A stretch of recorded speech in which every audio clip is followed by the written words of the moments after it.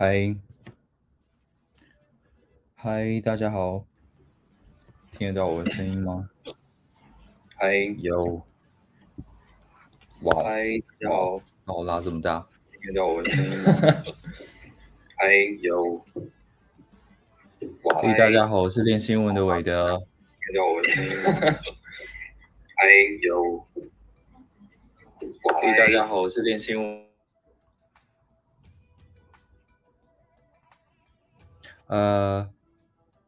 Perry 那边听得到我的声音吗？哦，听得到，听得到。OK，好，大家好，我是练新闻的韦德。然后 Jim 应该也要在现场才对，Anyway，好，我们是，我们是台湾的区块链的跟加密货币的媒体练新闻。然后我们今天很荣幸就是跟 BNB Chain 一起合作，然后等一下6点的时候马上就要开始了，就是 BNB Chain 它会有一个论坛，然后 CZ 跟很多 BNB Chain 币安很重要的人士都会在上面开始来讨论说接下来BNB Chain 会如何发展，还有他们要公布他们的这个侧链，就是 BAS 的一个发布。然后对，所以我们等一下6点的时候开始，会先在这个活动之外，就是一起跟大家一起听这个活动的内容是什么，然后会整理一些他们正在说的事情，大概让大家知道一下它有什么重点，然后再讲什么东西。然后我们会同步的发布在，就是现在应该是 YouTube 吧，会在那个 YouTube 里面的那些对话栏里面，就是大家可以参考一下。那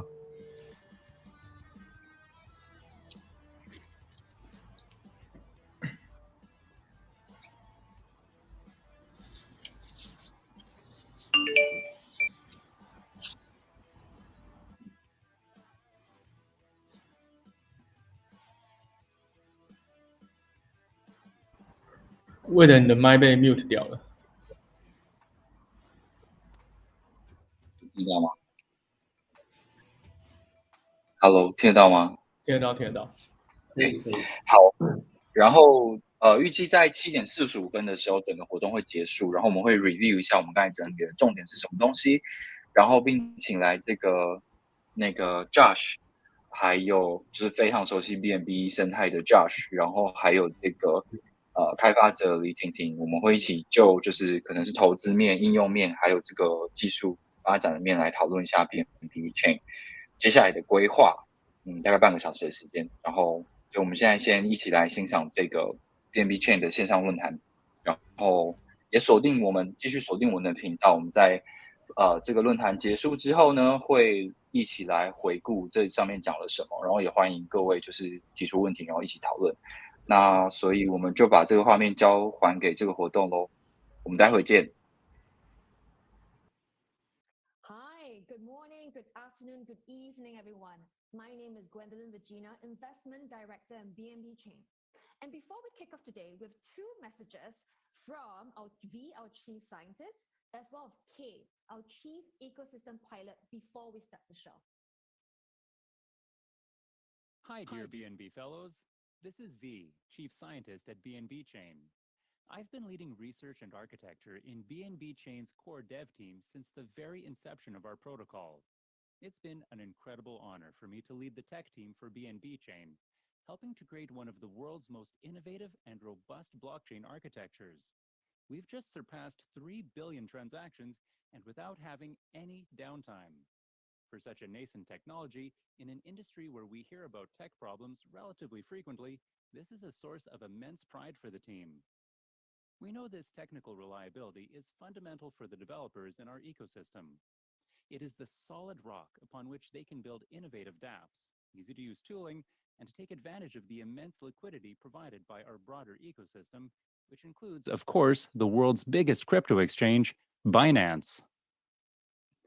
We'll talk a lot about the tech roadmap at this summit, the first one since our rebranding of BSC to BNB Chain earlier this year. That's also why I thought it is about time for me to talk to you guys. This is not a small thing. Satoshi isn't the only one who is eager to keep a low, well, very low key.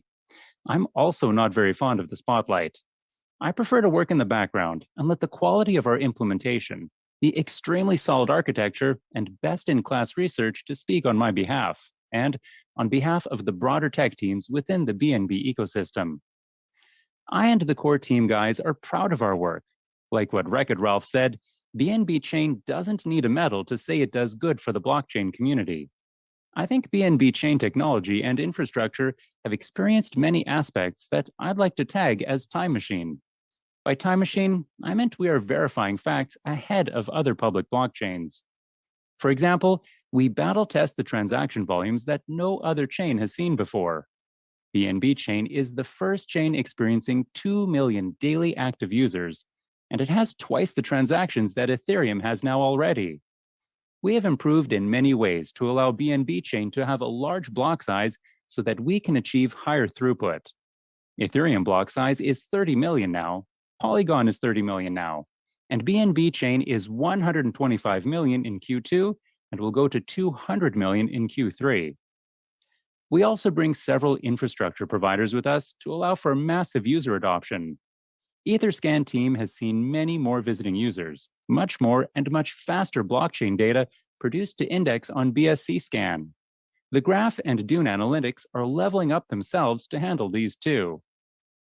I'd love to thank a few teams in the community, such as NodeReal, Anchor, and Zacrae, for working on the BNB Smart Chain, the new development we'll talk a lot about today. BNB application sidechains, and zero knowledge-based rollups, which they and several others have been working together with the core team as well. By the way, we are hiring. The team is still not as large as it should be, so if you are interested, please do apply. There are plenty of roles open. Go to bnbchain.world and then jobs at the footer. But it's not all roses. I'd like to share with you the points we haven't done as well. It's important to have this transparency with the community so you can also help us improve. I believe we did a very poor job on developer education and relationship management. It has caused a lot of misunderstandings about BNB Chain and its ecosystem. I would like to clarify it a bit today. A key point to highlight, not purely on technology, but related to technology, is how to protect users from hacks and rug pulls. Other chains may be different, but BNB Chain is doing things the entire industry would like to achieve, which is to attract the highest number of new crypto users while still offering a low barrier for developers to create things on it. The result of this is that while 99.9% of the developers in the ecosystem are ethical and compliant, there will be a few bad guys, hackers, and scammers. Simply because it's easy to build on BNB, and we're a completely public chain. Anyone can build on BNB. At this moment, the core dev team is working with community partners on a new decentralized governance-driven mechanism and a series of security toolings to greatly reduce these security incidents and protect ordinary users. I believe this is part of the time machine tag as well. We're also going to work on a partners program, some highly vetted teams of developers and infrastructure companies. All of this aims to foster higher reliability and security for end users. In terms of the work in the upcoming months, firstly, we will do some housekeeping. We will finally open source the BNB Beacon chain. There is a fun match engine in it, and you can check it if you're interested. Secondly, BNB Chain will become more decentralized. Both BNB Beacon Chain and BNB Smart Chain will double or triple the validator set this year. The Euler upgrade happens in a few weeks and will enable BNB Smart Chain to do that first. There will still be heavy lifting on capacity optimization. We will have a client version with parallel EVM built in.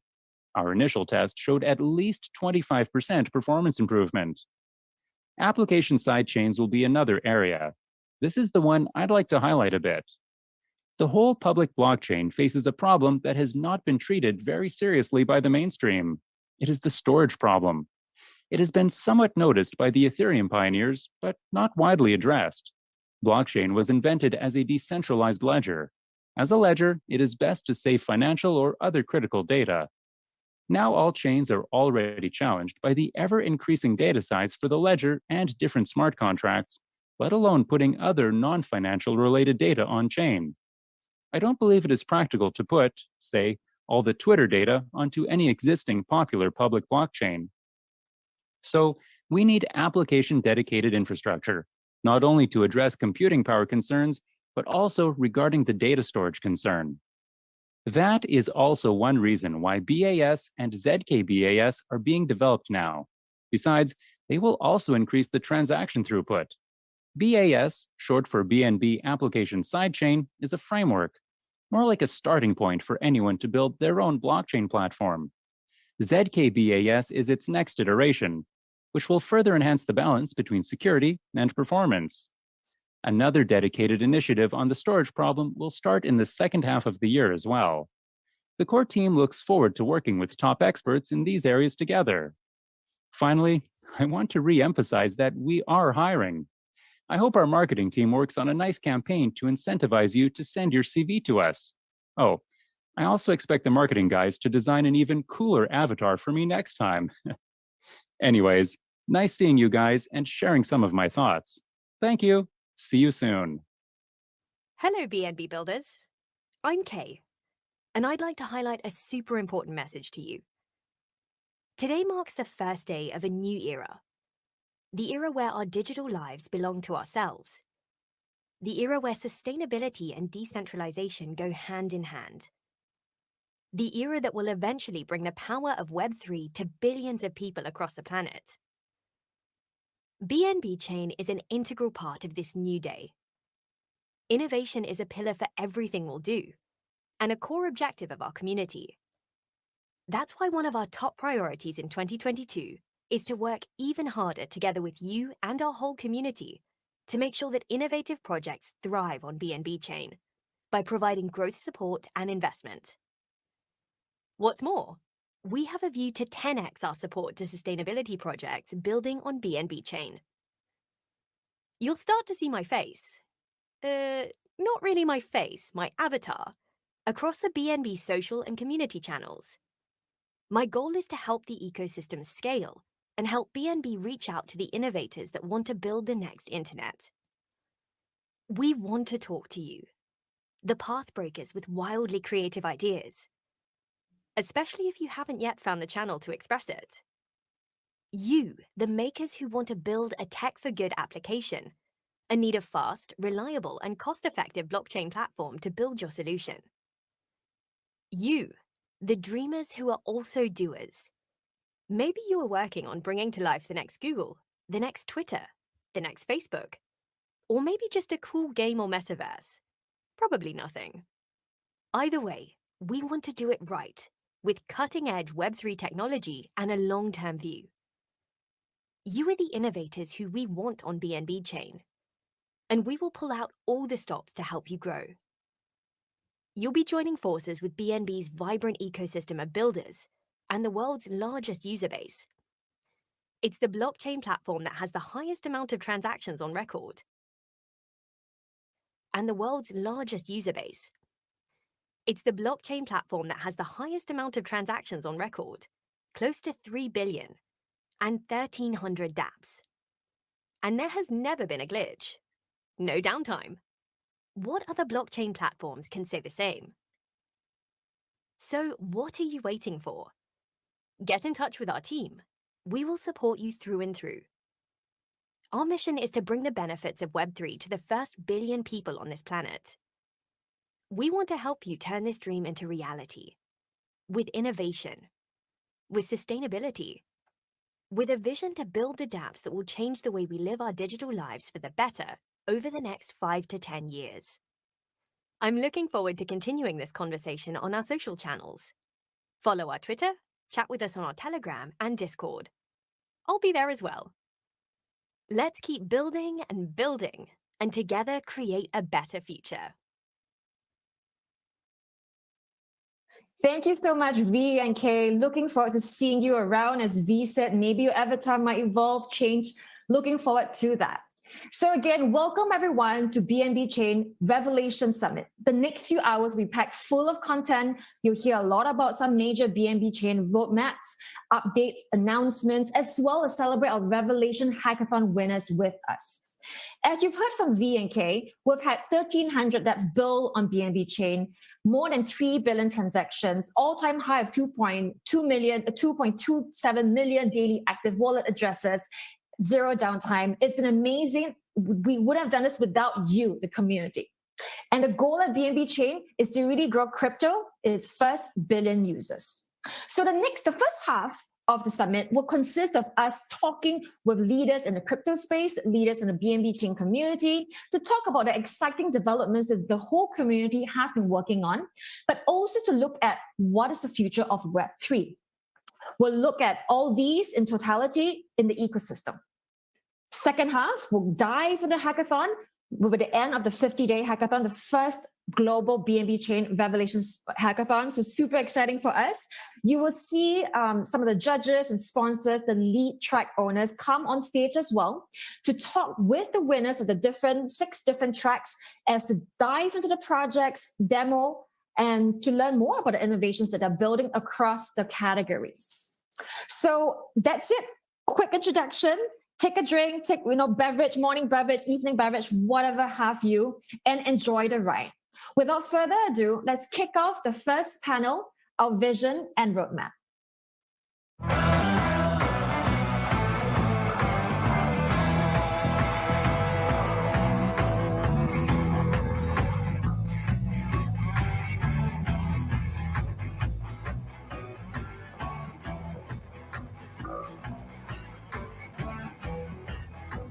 Amazing. So now let's get into vision and roadmap. Our panelists for today, we have CZ, CEO and co-founder of Binance, Samy, business and ecosystem development, BNB Chain, Yuri, executive director of BNB Foundation, and lastly, Patrick, VP of marketing. Welcome, everyone. Hello, Say guys. hi. Awesome. Right, your wave. Thank you. So first, let's kind of kick it off with CZ. CZ, vision and roadmap. What is your vision for the future of blockchain? Well, that's a pretty big one. So I think the future of blockchain, blockchain can do many different things. The first application we're focused on is financial applications, exchange, access to crypto, etc. And I think BNB Chain is way bigger than Binance.com, right? So BNB Chain is a community-driven project. I actually don't have a plan for it. They should not follow my plan. So that's the way the BNB Chain works. It has its own plan.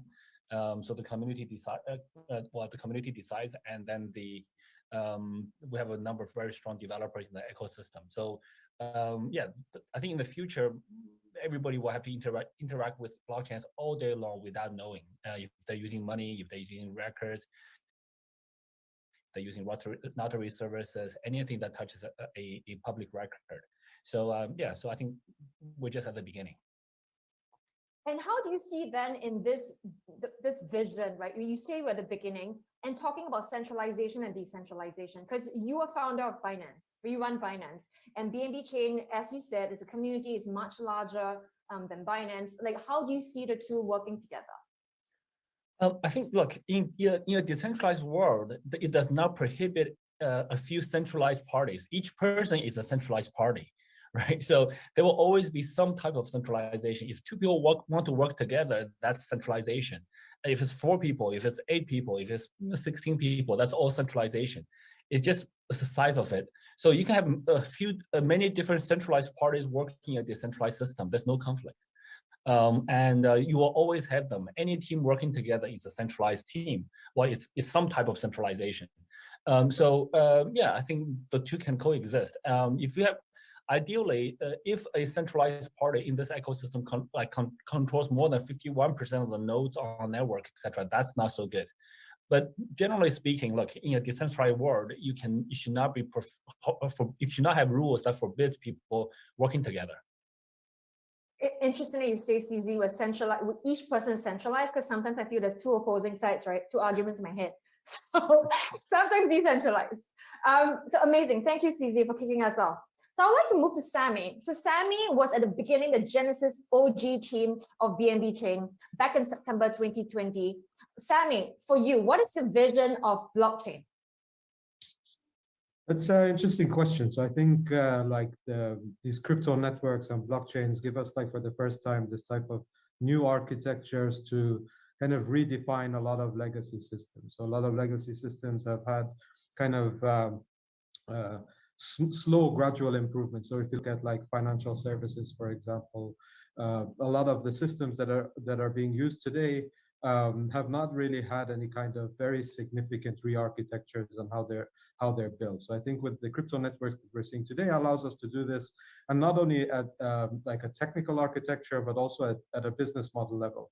Look at really how to re-architect not only within financial services, but a broad range of different types of domains and use cases in order to create this like more equitable, accessible systems that like our economies and societies are operating on. And so you were at the beginning of BNB Chain. You've been in blockchain crypto space for many years, right? And so what role has BNB Chain played in this growing ecosystem? That's a great question. So I think it's really for the BNB Chain community and the core contributors team, the focus has always been about driving crypto adoption. And we want to do that by focusing really on the infrastructure layer. So if we look at the infrastructure layer, when BNB first started and was first launched in September 2020, if we take a DeFi, for example, there was a lot of growth happening in DeFi at the time. There was the V1 DeFi summer when Compound launched the Comp token, and we started seeing this really rapid growth happening in DeFi across many different metrics like TVL, users, developers, so many other things, but everything was happening on the Ethereum mainnet at that time. And we also then saw that there was like recurring issues with very high transaction fees and network congestion, which became like a little bit antithesis to what the DeFi movement was really supposed to be about, because it was pricing out a lot of users. So I think BNB Chain aimed to provide an alternative here. It was another alternative infrastructure for developers to come and start experimenting and building and being accessible to a much wider audience of users, regardless of their net on-chain asset values. So that was really the key idea, just providing more choice for developers in order to help grow crypto adoption. And what I'm going to talk about soon as well is our future roadmap also informs a lot about that. So we really want to think about, from an infrastructure layer, what's the type of infrastructure required for developers to build applications that's going to reach tens of millions, then hundreds of millions, and then eventually 1 billion users. That's the goal, and that's what the BNB Chain community is super focused on. Awesome. And you mentioned a tech roadmap, which I want to go back to shortly, right? I want to bring the next person on. So Patrick, can you pronounce for us your very crypto sounding name? So for everyone here, when Patrick first joined us in BNB Chain, I legit asked Patrick, do you create this last name because you're in crypto, like DGen Heart? So it's not. Patrick, please enlighten us. I have the heart of a DGen, but that's merely a coincidence. Yeah, it's Degenhardt, right? Degenhardt, not Degenhardt. Yeah, German. But yeah, Patrick. So let's kind of have you kind of talk a little bit about BNB Chain and kind of how your involvement has been, but also tell us more about the numbers, kind of where we are today. Yeah, it's a great point, Gwen. So I think now, as Samy mentioned, we are really towards this path of bringing the first 1 billion users to Web3, right? This is our mission. This is what we want to achieve. We want to take blockchain, the benefits of blockchain, be these benefits economical or even in terms of social mobility. We are seeing so many places around the world that require this, right? And our position at BNB Chain is to really facilitate that, is to foster the growth of people. And I think the first segment of people that we can support is the developer community, right? If we are build and build, right? We are made by builders for builders in order to build things, build cool apps, decentralized apps, and a new infrastructure that will empower the whole world to grow. So we have a number of programs that are aimed towards developers, and throughout the year, I'm sure that everybody will see a lot of announcements on that front, especially in my area of marketing and community. And I really look forward. I'm very excited about all of that. Very cool. Thank you very much. Yeah, build and build builders. It is something that CZ has also kind of said before a lot of times, right? CZ, I think you've tweeted many times, keep building, something like that. Yeah, awesome. So let me, CZ, you unmuted yourself, please. It's okay. No, just keep building. Yeah, keep building, exactly. Short and sweet. So I'd like to bring Yuri on a little bit. So Yuri, tell us more about what you've been up to at BNB Chain. I see you're representing with a hoodie. Amazing. Couldn't resist. Well, this year, a lot of my work focuses on helping us to get up and running BNB Chain Foundation. And that we have a couple of initiatives that are really important for the ecosystem that are worth telling more about, I think, right now. One is the foundation, which is currently under establishment. It's going to be not-for-profit, it's going to be autonomous, and it's going to focus on 3 areas that are really critical for the community and all of the BNB Chain ecosystem. One is R&D, one is governance, and one is community. And in terms of R&D, we're really focusing on how can we support innovation and basic research to further the development of blockchain technologies. And this is a responsibility that, as the largest, L1 ecosystem, we take really seriously.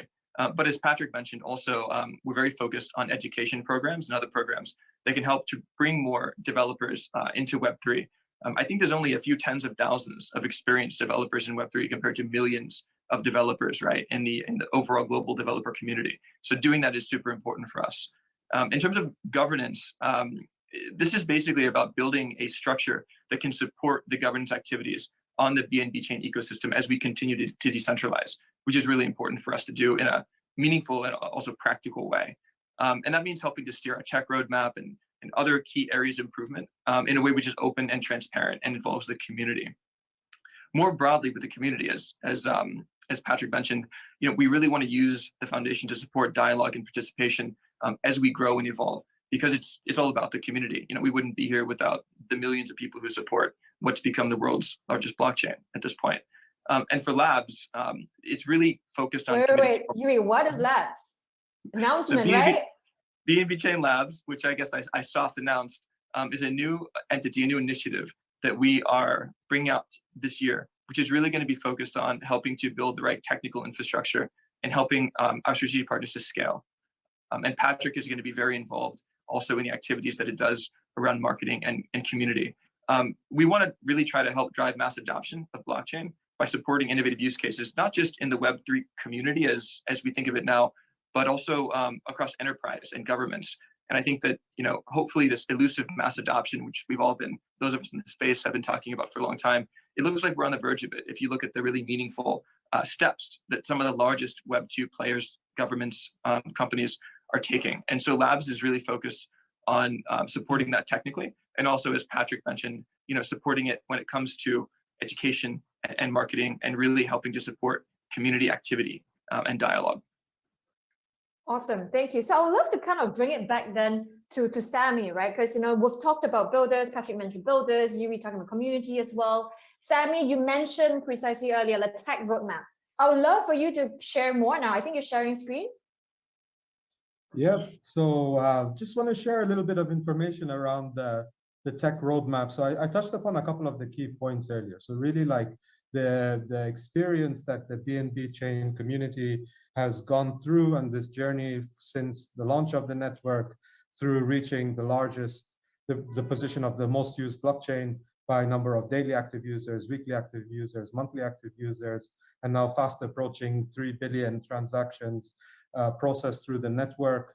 So it's been heavily battle tested, but we also had a lot of learning experiences. I think one of the key ones there is that this shared infrastructure is not really suitable for applications that are going to reach large user scaling, like reach tens of millions of users and then eventually hundreds of millions for a number of reasons. The primary one is really block space. The block space, it's super competitive. It's there's fierce competition for block space, which is think of it as a limited and finite resource. And here we have a number of different types of dApps. Of course, a very large and rapidly growing DeFi ecosystem, a lot of gaming projects, a lot of social like move to earn, and a number of others, and a very rapidly growing NFT ecosystem.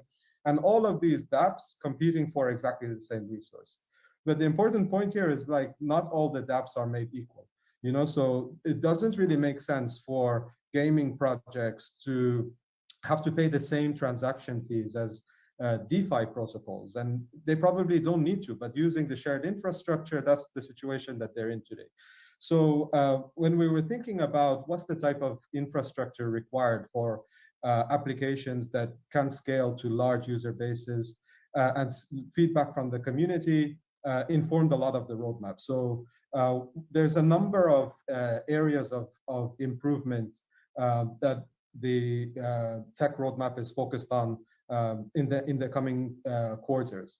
So I can broadly categorize them around improving scalability, improving the developer experience, improving user experience, and on improving progressive decentralization for the network. So the first key area is around scalability. So one of the big initiatives that's happening right now is on the BAS chain. So BAS stands for BSC application sidechains. So this is infrastructure, dedicated chains that will, application-specific chains that will be very suitable infrastructure for especially gaming applications, but others as well, including social and others, that will provide the infrastructure to support like really large user scaling and many other benefits as well. So for example, fast transaction finality, much higher TPS, and because it's a dedicated chain, the tenants of those chains, the developers and developer teams and projects, are not going to be competing for that block space in the same way that they are doing on shared infrastructure. So there also you will have significantly lower transaction fees, which is quite important for a lot of the gaming applications. So we're talking about small fractions of 1 cent, and potentially for some of the BAS chains to also be gasless. There's also other configuration and design choices that project teams can have with using the BAS, including using their own project native tokens as the gas token. So this creates like wider design space and a number of other things they can do with the token economics for the project. So several great benefits for developers for the BAS, and there's going to be 2 implementations. The first one is POS BAS. So think of those as like mini BSC. So they're 100% EVM compatible, so the developers can use all of the developer tooling that they're very comfortable and familiar with, and will have oracles, block explorer, all of the underlying infrastructure in order to be really deploy and scale those applications in an easy and cost-effective way. So the POS BAS are already in testnet. There's a number of projects already building on the testnets today, and the mainnet, the first ones will come out soon, and we expect the number of BAS chains to grow very rapidly after that. The second implementation of the BAS is a ZK rollup BAS, so we call ZK BAS, and that's coming. It's going to be rolled out in a couple of phases from Q3 and Q4 in this year, and that has a different security model, has different benefits, and will also be providing benefits for dApps to scale for a couple of different domains, especially ones in financial services or financial use cases, DeFi, but plenty of others as well. So the BAS initiative, the BAS change, is one of the big highlights and milestones for the roadmap this year. But there's a couple of other key ones to mention. So another area that is also in progress right now is going to improve and increase the progressive decentralization of the BNB chain. So this one specifically is expanding the validator set from 21 to 41. So this is already, the hard fork on the testnet is already live, and it's work in progress right now. So this is one of the key initiatives around improving the progressive decentralization of the network, as well as providing other benefits in terms of security and improvements on the validator dynamics. That was a lot, Samy. Yeah, there's a lot on the tech roadmap, so the developer community is super engaged here. So yeah, actually at this point I'd like to bring in CZ again, because CZ, again, you've been around, pioneer in the space. How do you see BNB Chain's tech roadmap vision? Because we're talking here about vision and roadmap. How do you see this? You're muted. Yeah, I think the tech vision is the roadmap is perfectly fine. I think it's great that the community, Samuel and other people in the community have a very clear, specific, and roadmap they're building towards to. That is fantastic, and yeah, I think that's very much aligned with the vision here. And I think I think as the other Patrick and Yuri said, having 1 billion user as a target is great. And I think that what we today call the elusive mass adoption will get to us. So it does take time, but but that's also why it's very interesting. So I think when we get there, I don't know when, but I'm sure we will. It's just a matter of when. And when we get there, 1 billion people using BNB Chain. I would like to. Yeah, it'd be great to see grandpas paying for coffee with it, and transactions directly on Chain. I think, yeah, that's the word I'm really looking forward to get there. But I'm pretty sure I'll see it. If you had to wager, minus like now plus 3 years, now plus 5 years, 10 years, CZ? I think it's gonna be around 10 years, to be honest, Really? because it does take time. Like the adoption curve does take time, and today people, like we're in the industry, we think everybody use crypto, but if you look at the global wider adoption, like on overall crypto, it's probably about somewhere around 3 to 4% globally. And within that, most users are still using centralized exchanges. They're not native on changes yet. But I think eventually, yeah, in 5-10 years, we'll get to a place where we will have that. Yeah. Yeah, so I think you kind of semi-touch on a point as well, right? Because to get to 1 billion users, we need education, right? So I want to bring it back to Patrick again, right? What are you and BNB Chain community doing regarding educating not just builders, but also perhaps the retail public? So educational programs, please, would love to hear from you. Exactly, yeah, this is absolutely fundamental. So like Yuri was mentioning, now we are launching the BNB Foundation. And one of the key aspects of the BNB Foundation is to bring tech for good, for the masses, and also educational projects. So we are already taking a look at several educational programs that can empower devs to build in our ecosystem. And especially, I mean, of course, the crypto native devs, right? The Web3 devs that are fluent in Solidity and other languages, but also the Web2 devs. So like millions of people, like we discussed before, right? So let's bring this Web2 devs to the bright side of Web3, of decentralization and democratized access to finance and to, your own data. And make that change happen. So the BNB Foundation will work on this, especially in emerging markets, especially to bring change to the lives of underprivileged people that would like to join, a software engineering school. And we can partner with top universities around the world to create these opportunities. So that's what we want to achieve. It's in our ambition for this year. And yeah, I believe that if we do that, we'll change lots of lives for the better. When you change, when somebody becomes a software engineer, it changes not only that person's life, but their own family and even their community. So that's also another way to speed up this process towards the 1 billion users, right? When you are really changing entire communities and bringing them to Web3 and to blockchain. And interesting, Patrick, that you talked about kind of emerging markets, right? Because we've seen over technology adoption over the last, say, 10, 20 years or so, like emerging markets, skipped sometimes the desktop era. They went to mobile, right? So that there's some skipping also involved, here I think we may see.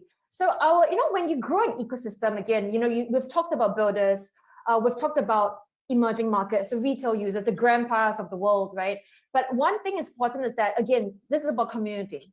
So it's not just the builders, but we need more people, more than just that. Yuri, I'd love to bring you back on. Who else are we partnered with? Who else is building and helping the community grow? That's a great question. To go back to CZ's estimate of 10 years to every grandpa and grandma using crypto to buy their coffee. You have to think about what are the resources, what are the inputs that you need to get to that output, and you need builders, but you also need you need capital and resources. And the great thing about crypto is that it's increasing the freedom of money. And so there are new ways to get capital to good projects, but you also need opportunities to create utility or to create useful value for people. And that means integrating crypto technologies and platforms into the real world, which is a technical challenge. It's an adoption challenge. And the great thing is, though, is that we're not unique, and CZ is not unique in believing in this. And I think as you see the amount of investment in this industry, despite the fact that the creative destruction, which I think crypto is famous for, the speed which causes, it to try new things. A lot of them fall away. Some of them don't work. The ones that work get really big, like BNB Chain has. You see investors really believing in this. And, you see, I think, increasing convergence across not just investors and not just people who are, early adopters like us, but also big corporates, governments, that, this is really useful stuff. I saw that in Latin America, you're seeing certain governments start to, make moves to open up regulation or to adopt certain crypto chains for government-related use cases. And I think what we've done recently to really help, one area, which is the capital, is to really start building a stronger VC alliance for BNB Chain. And we've been really fortunate to recently close a large round in which we partnered with not just top crypto native funds, but also leading traditional VCs and large corporates. And I think the shared vision that brings all these different players underneath one tent, one umbrella, is this shared vision of how there's an opportunity now to see that result, that output that CZ outlined, and to invest in helping to support the growth of these things. We are actively continuing to strengthen our VC alliance. So if anybody wants to discuss more about this, please do reach out. But I think that ultimately it's about pulling together these resources so that the ecosystem can go from a few million early adopters who are really passionate to something which touches the lives of eventually everybody, but probably behind user experiences where you don't have to think about the crypto. I think that's where we're going. Thank you so much. So kind of want the last few minutes to kind of wrap up this vision and roadmap panel, right? I want to bring it back to Samy again. You've been in the forefront, core of a lot of the ecosystem building. What else can we be, expecting soon? Yeah, so just on that point, I want to respectfully disagree with CZ here because he mentioned 10 years, and definitely we're like at early stages for sure, but I think that we can see it happen in a much more shorter time frame than that. Maybe it could be like 1 year, maybe a little bit more, but I think like 10 years being quite a conservative, but we're going to work super hard to make sure it's going to happen sooner than later. I mean, the whole thing, Samy, is that, we can 10x it, right? You always say in tech, let's 10x that vision. So we're going to 10x CZU. Yeah, but I think 1 year is going to be very tough, to be honest. I think, but 10 years, people tend to underestimate what can happen in 10 years, right? And people overestimate what can happen in 1 year. So I think somewhere between there, hopefully. Yeah. Amazing. Yes, amazing. So let's close with that. A lot of people underestimate what we can do in actually any amount of time, I would say. Let's not underestimate ourselves. I think I would like to say that. So thank you all again for joining this panel. CZ, Samy, Patrick, Yuri. Thank you all for listening to the Vision and Roadmap panel. Upcoming is Sidechain, so stay tuned.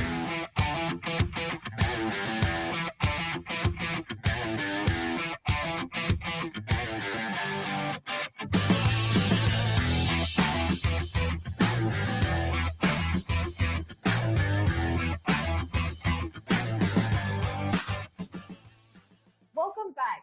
Please join me in welcoming Alvin, Director of Business Operations at BNB Chain, and he's the expert now on BAS. So he's going to moderate our next panel. Alvin, please. Thanks, Gwen, for the intro.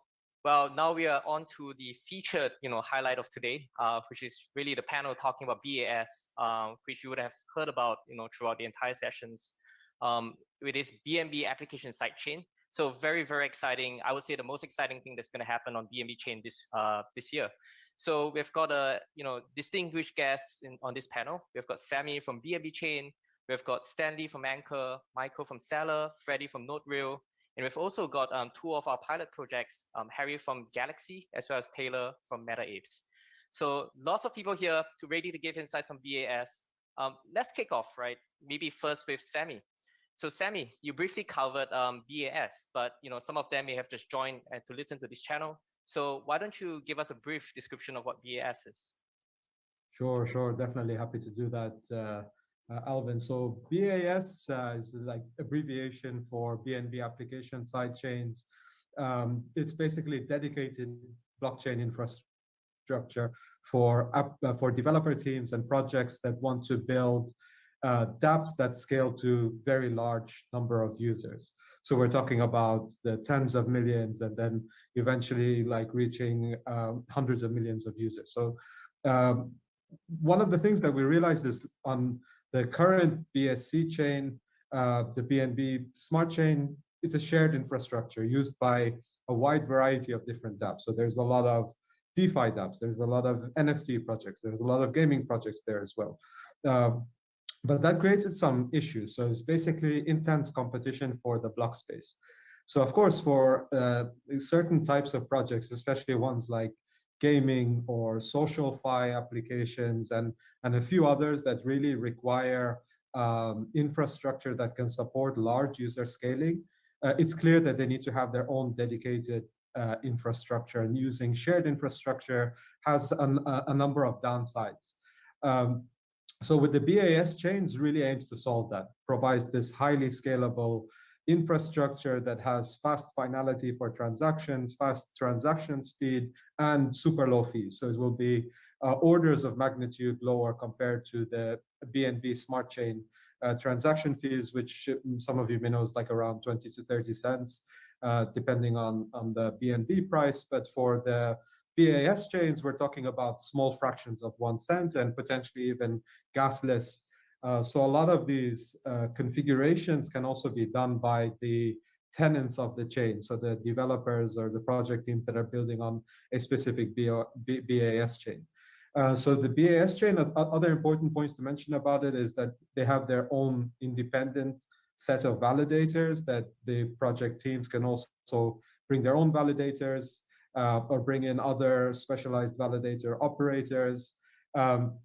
Another very important feature about the BAS chains is that they can use any token for the gas token. So this has a lot of benefits for games, especially. So games can use their own native token within the games as the gas token for the BAS chain, which provides a much wider design space around developing the token economics for the projects. So in a high-level summary, those are the big benefits. And we're super excited about this because we really see this as being one of the key ways that we can really drive large user scaling through applications, which has been very challenging with the shared infra chain so far. So here's the text roadmap slide, which I shared earlier. So you can see there's 2 implementations of BAS.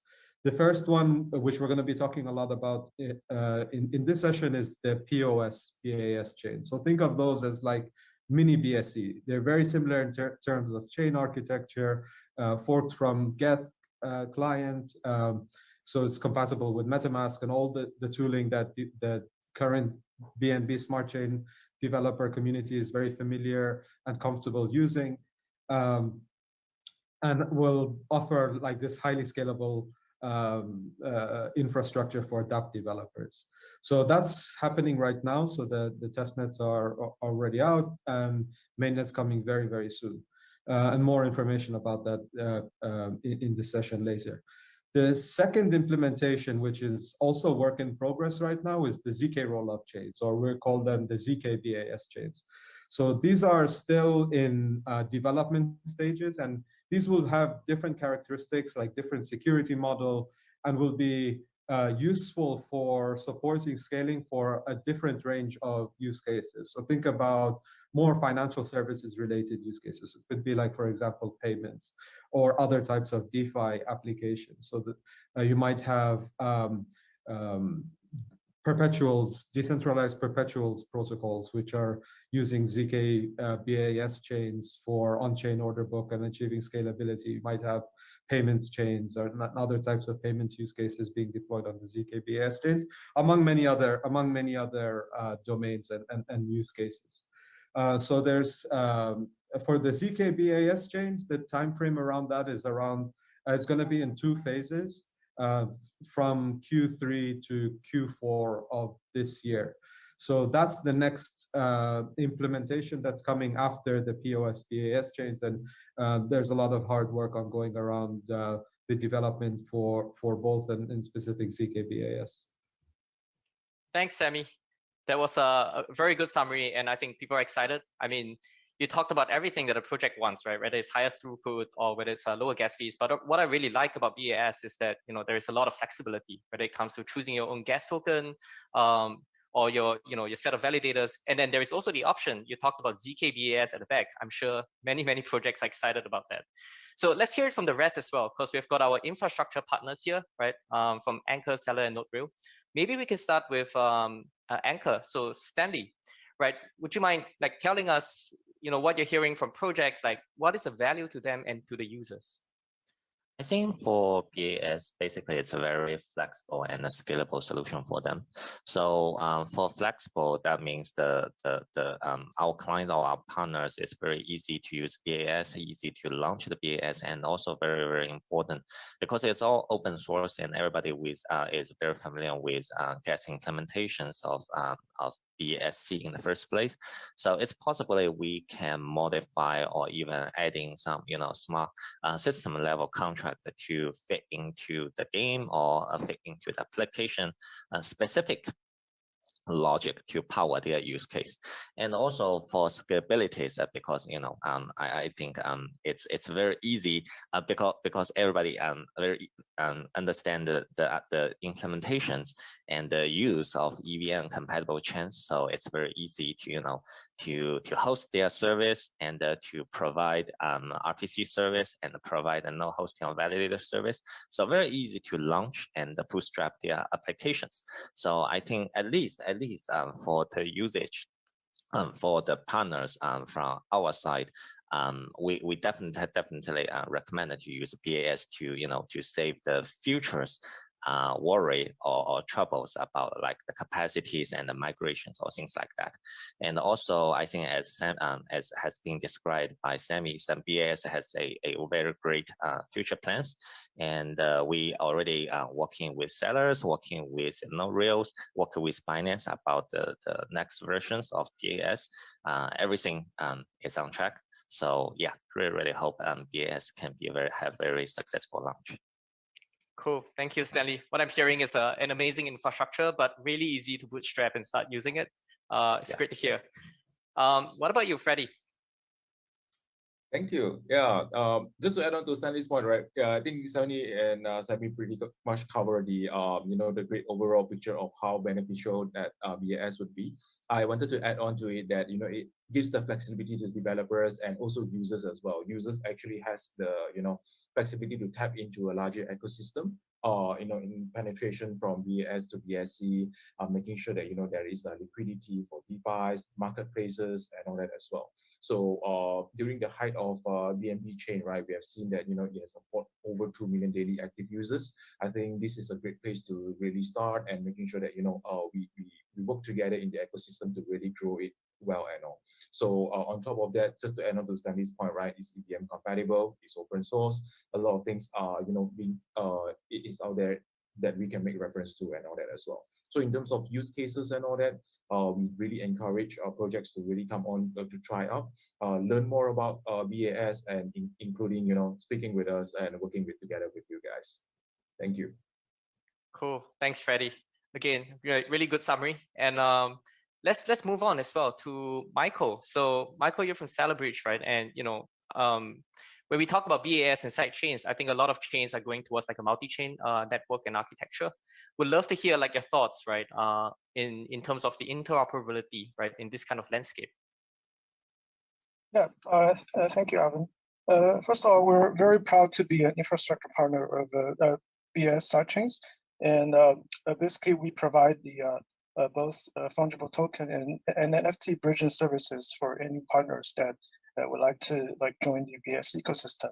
So basically, once this seller bridge integrates with one of the BAS or multiple of them, tokens and NFTs, and just like any information, just not just tokens, not just assets, but any information, any smart contracts that flow freely between among all the connected chains, including the BSC and the multiple BASs.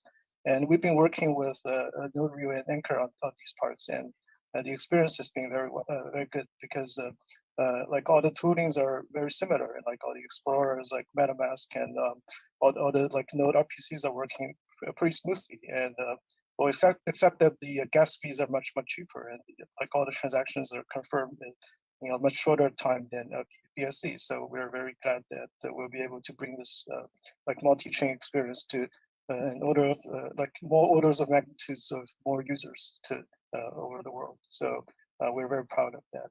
And also, like we like to emphasize that the Saturn Bridge is puts a very strong emphasis on the security of the system. So basically, when you bridge the tokens, we have like extra layers of security in place, so that because we look at a history of like the hacks of some other bridges, and we're very appalled that they have very poor security practices.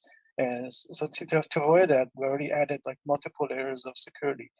Both like in terms of decentralized governance, and in terms of like on the smart contract level, we added like monitoring and like rate limiting systems for in case like one of the chains or like multiple of them has like some security breach, we like at Saturn will be able to like minimize the losses even if that happens. We obviously we don't want like that to happen, but we're just saying like we're prepared for for the worst. Yeah, so yeah, overall, like we're very proud to be part of the BS family, and we're very glad to like serve all the partners. And just like if you have any like bridging requests, just like contact us, shoot us an email, like contact our BD, and we'll be able to support that. Thanks. Thank you, Michael. And I think you touched on a few good points, right? Because it's not just about enabling the bridge, right? It's also about user experience. It's about security. And I think you touched a few good points, right? Where there are kind of mechanisms to make sure that things that have happened in previous incidences doesn't happen here. That's great to hear. And I think user experience is important as well. I have seen Taylor do some demos in the past with regards to how people can breach very easily, right, in the game itself, and then over the BSC for some of the DeFi transactions and so on. That's great. So, all right, now moving on, right? So we have got some of the projects that are launching on BAS with us as well. So we'd love to hear their experience, right, of setting up on BAS and why they got on in the first place. So maybe we can start with Taylor. Yeah, thanks, Alvin. I can give you a quick overview of Meta8 and then talk a little bit about what we like about building on BAS as well. So Meta8 is a free-to-play, play and earn MMO strategy game that's designed for mobile. And so it's set in this post-apocalyptic world that's ruled by monkeys and monkeys only. And each player will have to work, very closely with their fellow apes to win this ultimate race to space. So that's sort of the narrative. And we really created Meta8 because we saw an opportunity in the current Web3 gaming landscape for this experience that appeals to both traditional and blockchain gamers alike. And so we're really hoping that Meta8, in partnership with BAS, can become this next-gen blockchain game that offers both audiences something valuable, right? So on one hand, you have an opportunity for these traditional gamers to earn and truly own their in-game assets. And then on the other hand, you have these blockchain gamers that are primarily looking to just earn. And we're giving them a much more interactive and enjoyable experience that they can enjoy. And so right now, it is currently available on Google Play for Android users. And we are very, very excited to be the first game to launch on BAS, of course. And then, yeah, touching on sort of, what our experience has been in terms of building on BAS and what we like, I think I would have to echo what everybody else said and, say it's really the scalability and flexibility. Of course, this is important for any application, but I think really true for gaming applications where, you have these really, really high transaction volumes and, performance is critical, right? And so I think by building on BAS, we're able to avoid a lot of these common issues that we've seen in blockchain gaming, such as network congestion, poor user experience, and additionally also create this, a lot more sustainable and I would say long-term focused game and token design, which is exactly what we're hoping to do here. So, yeah.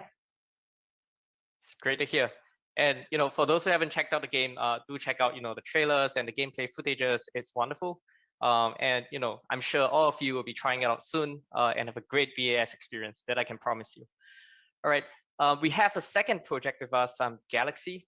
So Harry, why don't you bring us through a bit, on Galaxy and the experience of building on BAS?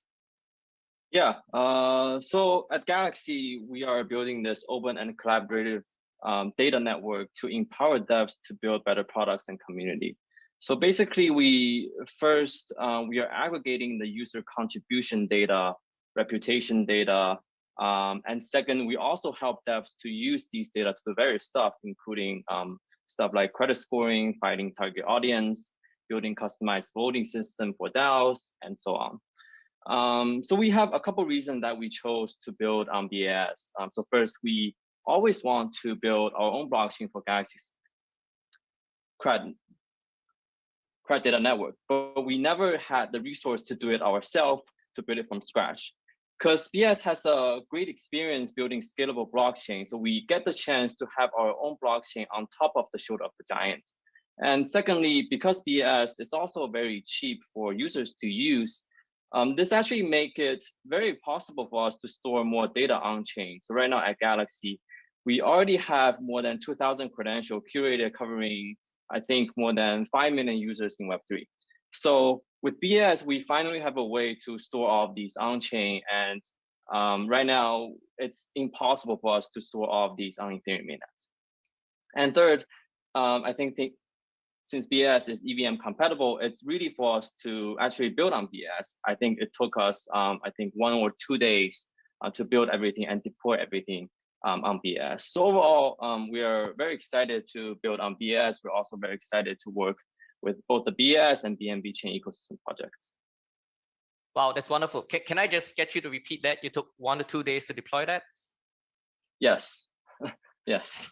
It's wonderful, right? You know, we are so lucky today. I've heard from so many different parties, right? From the infrastructure bit to the projects, and you know, this is a high performance kind of a architecture, right? Where one, you can have your own blockchain. I think that's great. Your own blockchain with your own gas tokens. That gives you a lot more flexibility in terms of how you want to do with your tokenomics. And then we're talking about something that's, you know, high throughput, high TPS, ultra low gas fees, depending on configuration, EVM compatible. There's just a lot of goodness being packed into it. And I think one of the best parts as well is that, you know, it's not just your own chain, but it's a chain that is kind of connected to the BNB chain ecosystem, right? And that means, you know, you get the goodness of everything that comes with BNB chain, whether it's the liquidity, the set of users, the partnerships, the ecosystem, everything is there.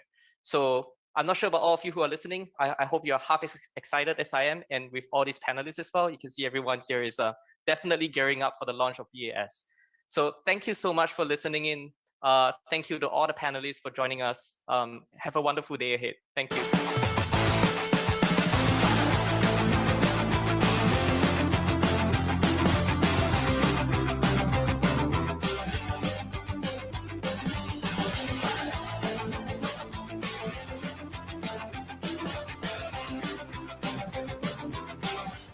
Welcome back to the Revelation Summit. Next up, I would like to invite up to the stage Layah, author, speaker, and content creator. She will take it now over from me to moderate the next 2 panels. Thanks for joining in, Layah. Thanks, Gwen, for the warm introduction. It's so great to be here. So I want to welcome you all to the Future of Web3 panel. We're going to speak to some amazing thought leaders in the Web3 space to try and understand what developments we can expect in the next few years. So let's kick this off. Joining me on the panel today, we have Brad Harrison, CEO of Venus, Jim Breyer from Breyer Capital, Mo Sheikh from Aptos, and Yuri Ferruccio from BNB Chain. Guys, welcome to the show. Good to be here. So let's kick things off. Yuri and Mo, I want to come to you first. Can you try and help us paint the picture of a holistic Web3 infrastructure? Where do you see the blockchain ecosystem is moving towards? What kind of areas, what kind of directions can we expect? So Yuri, we'll come to you first. Okay, that's a big question.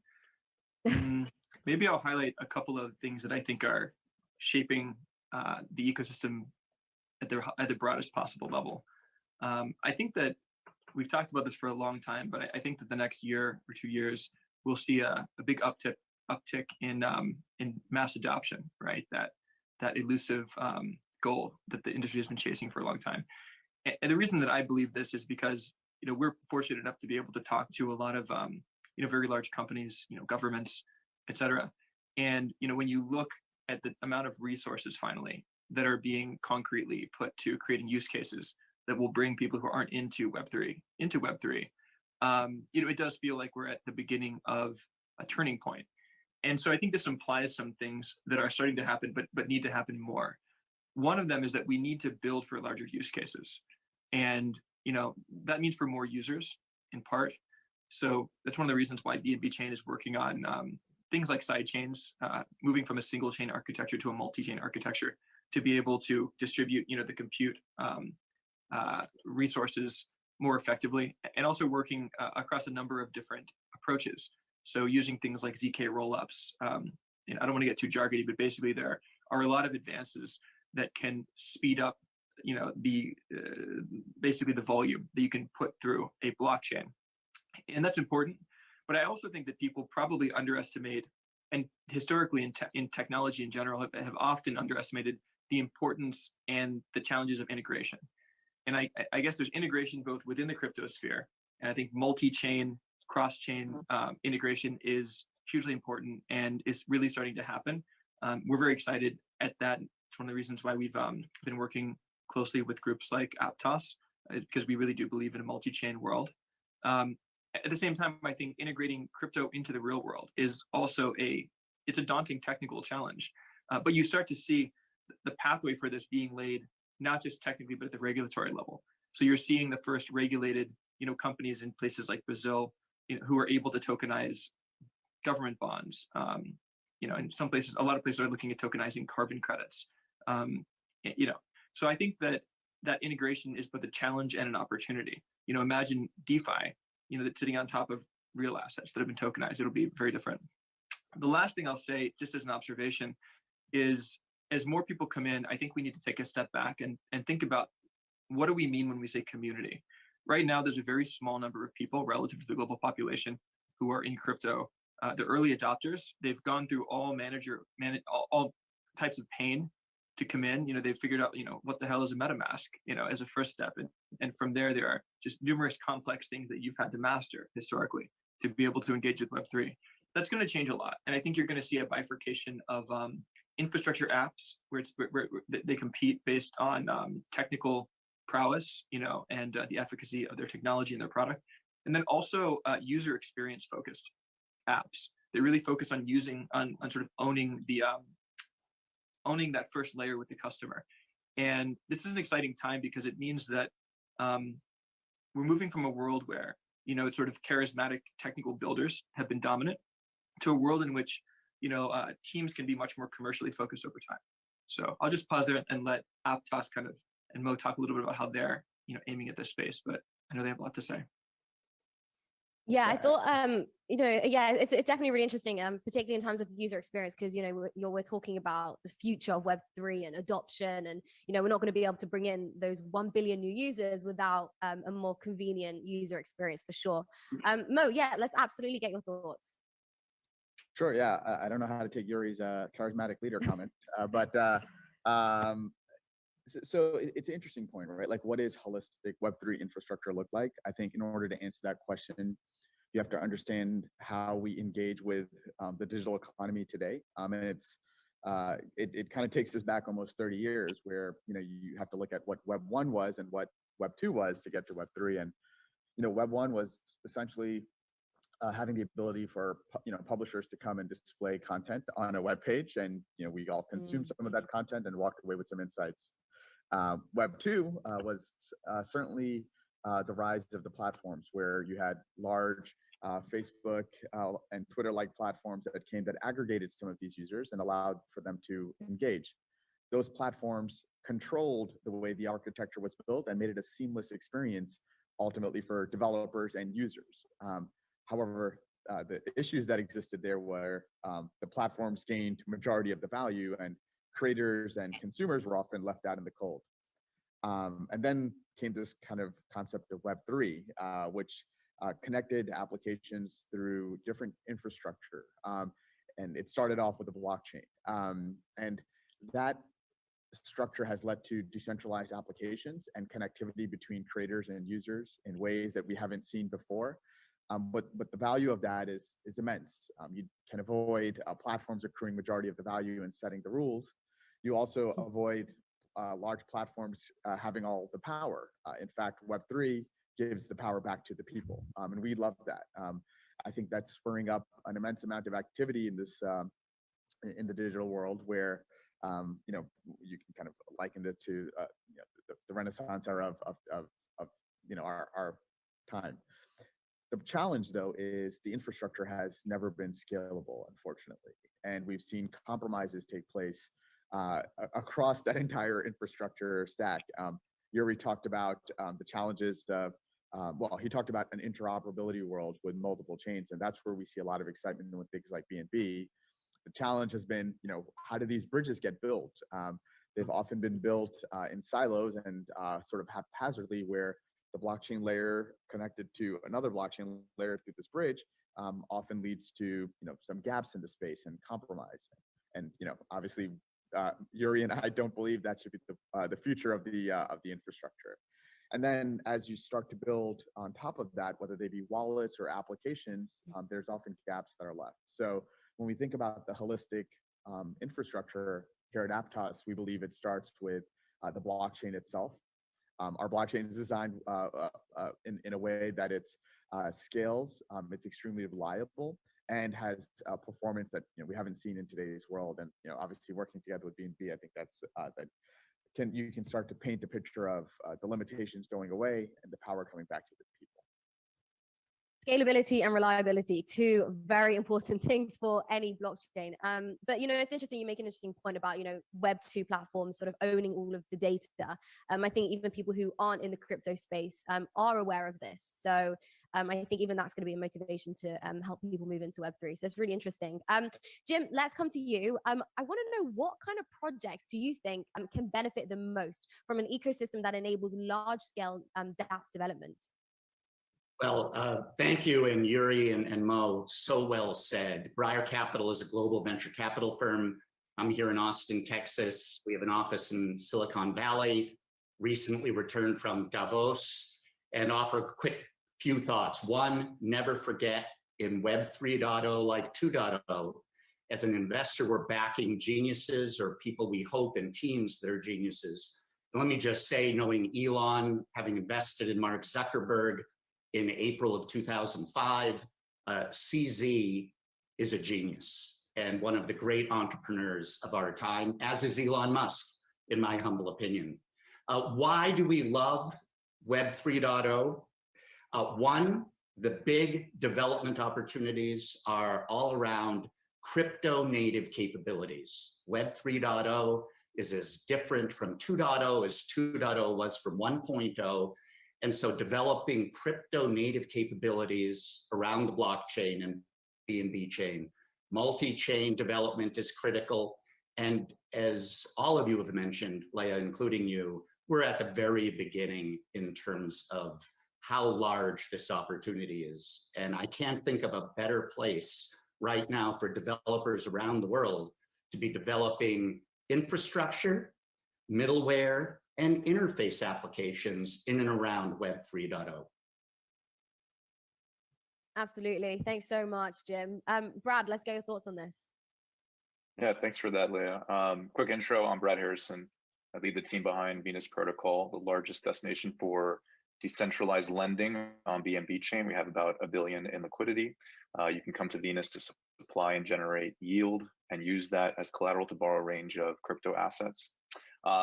And yeah, the experience of building right now on BNB Chain it's pretty exciting. I think I absolutely echo what Jim said and what Yuri said and Mo said.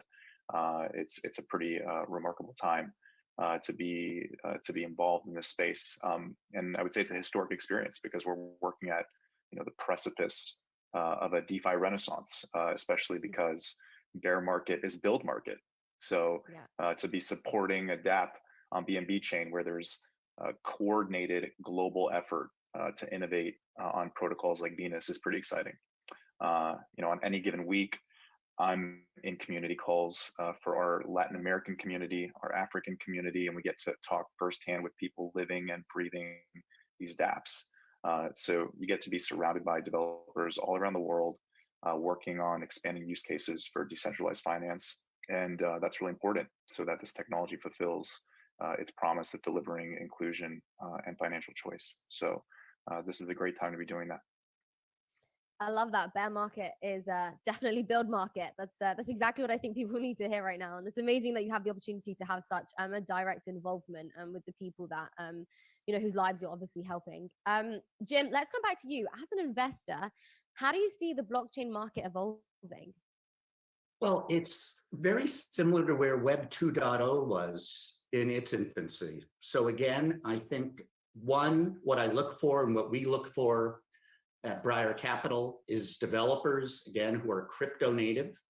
One of the wonderful parts of 3.0 and the blockchain is the fact that it's so decentralized, and there is talent in Dubai, Singapore, Austin, Texas, Silicon Valley, London, Berlin. I could go on in terms of the kinds of teams we've backed. And so a deep understanding of building technologies that scale in a 3.0 native way with offices and technical talent best in world around the world is what's so exciting. We're at the very beginning. I think, as mentioned, the blockchain initially will have some tremendous global applications in and around finance, decentralized finance. But I'm also very, very excited about gaming communities that are leveraging the blockchain in 3.0. And again, I come back to the global presence. There was a time in Silicon Valley where many venture capitalists said, if it's not within 30 minutes drive, I won't invest. Can you imagine today if we didn't invest in London and Dubai and Singapore and other centers around the world? And that is very exciting. It requires a new venture capital model and way of thinking in many ways. But I will also add this: the smartest, best people in the world out of universities such as Stanford, MIT, Harvard, Cambridge, Oxford, elsewhere, they are working on 3.0 crypto applications that scale globally. And as a venture capitalist, this is a golden age around backing many of these great entrepreneurs and small teams around the world. That's fascinating. As a British person, I've never actually heard that term about Silicon Valley before. I didn't know that, but that makes a lot of sense. That's amazing. Yeah, I mean, I think even this conversation really just, really sums all of that up. We're all everywhere on different time zones, and we managed to coordinate it somehow. So yeah, absolutely. So my next question is really for anyone, actually. Yuri, we'll come to you first. What do you think the next killer applications are in Web3? And are there any hurdles for growth? And is there anything that we can do perhaps to maybe accelerate enterprise and adoption? So when I was in my first career, which was in public policy in Washington, I TA'd for a gentleman who worked in national security for a long time, and his class was called Foresight, and he opened every class by saying there's no such thing as a crystal ball. And I think CZ said a lot about this. He almost never engages in speculation. Every year there's 5 new things in crypto, 2 or 3 of them become really big. It's very difficult to be clear. So I think we can really talk about the present more than the distant future, the things that are kind of on the edge. I think there's 2 areas that well, there are many areas, but 2 of the areas that we're looking at I feel like are a great fit for the moment. One is, apps that use what I believe is the most maybe the most powerful application of crypto so far. And that's token incentivization systems. People spend too much time thinking about token appreciation. I think, and not enough time thinking about, in some ways, the most wonderful thing about Bitcoin is that people all around the world who are employed by Bitcoin, spend millions and millions of dollars to run computers to validate the network and keep it running. And that's because of an incentive structure that rewards them for doing that. Crypto it makes it possible to incentivize people who have no connection, no geographic location, no shared company, to all be aligned to do the same thing. And one of the specific areas that I think is going to really take off is the creator economy, and how crypto can really help creators to use tokens to create much tighter engagement with the people who are super passionate about them, and to give the people who are following them a piece of the upside of their success. That's one. And then I think coming back to something which has probably been mentioned a number of times around this hackathon, taking the same thing and applying it to Web 2 is also incredibly powerful, because loyalty programs, that's sort of a very simple way to think about it, are all over the place. But how much cooler would it be if all these little points that you get from all these little websites that you probably forget, that you can't track, if they could all be converted into crypto or ultimately cash, traded, moved so that they can, take on more risk and and get more return. And so I think that the combination of being able to reach people more easily, transfer value much more cheaply, and create these loops is incredibly powerful. Yeah, absolutely. Those social tokens are very, very interesting because, like you said, it helps create a greater community, and for the very first time, no matter where in the world you are or what background you come from, everybody can sort of come together and have one common goal, and we'll sort of incentivize for one common goal, which is fascinating. Mo, let's come to you. Let's get your thoughts. I know you don't have a crystal ball either, but tell us, what do you predict? What kind of killer applications can we expect? Yeah, I definitely don't have a crystal ball, but I think Yuri brings up a great point. I think social tokens are interesting, but you have to just take a step back and understand that what problems are we solving with them, and I think Yuri highlighted the disconnect of value creation that exists there. So for me, it's all about what real world problems can we solve, and if that's going to be your guiding compass, I think you have to make sure that your team understands and has a very principled approach of solving those problems. So we have to look at the current infrastructure and understand where the utility really is. And when you look at that, whether it's social tokens or digital assets, having sound foundation is going to be critical to create these applications. The one that I'm particularly excited about is, it may not be as exciting for everyone else, but is simply where you store your digital assets, whether they be social tokens, whether they be stable coins, or even some other currencies of the future. And you have to be able to understand that these assets will sit again across different chains. They will be used in different applications, and users will not be interested in having multiple different wallets with different types of custodial or non-custodial models. I think actually the next billion users will be interested in the most simplest form of custody without having to worry about the nuances and the complications that exist behind that wallet experience. So right now I have a Cash App, I have a Venmo, I have Robinhood, I have MetaMask, and I can go on. And at any given time, I'm trying to figure out what my password is to log into those applications, let alone figure out where I store different assets and how I need to transact with different people across those countries that Jim mentioned. So I think a wallet, as simple as it may sound, can be one of the most powerful applications that can be built that allow us, to engage in the digital economy of the future.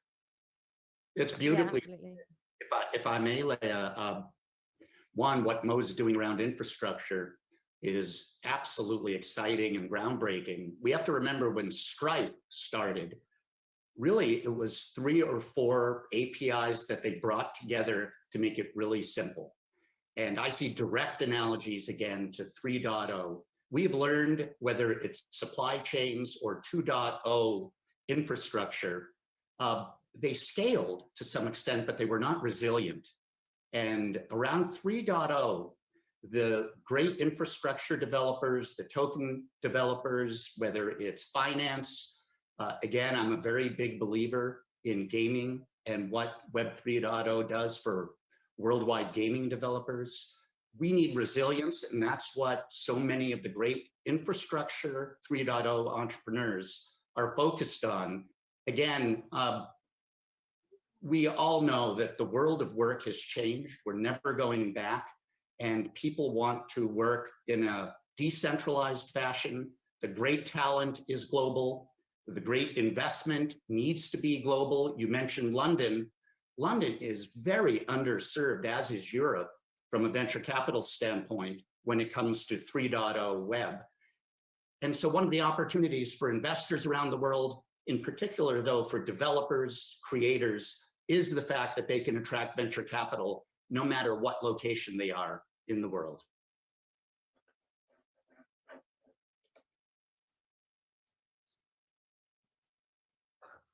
Brad, do you want to weigh in here? I thought you could sense it. No, what Jim said about gaming for me is spot on. When you have infrastructure where games can easily flourish, it creates demand for new use cases and services in other domains that blockchain interoperability makes it really easy to build support for. So, for example, Venus is being approached by some of these games about integrations. so that they can provide staking and borrowing to their users for their native token. And that effectively provides, these games with mini banks, which is pretty cool. So you can easily imagine how that brings a lot of possibilities to domains like gaming outside of finance. So I think, this year we're going to see a lot more of that, bringing, financial tooling to places where we really haven't seen it before. And that's what developers are really excited about right now. Yep, it's definitely an interesting few years ahead. I want to just move on to the ESG narrative, because it's a pretty big topic right now. And the most recent reports actually show that Bitcoin mining actually consumes only 0.16% of the world's total energy production.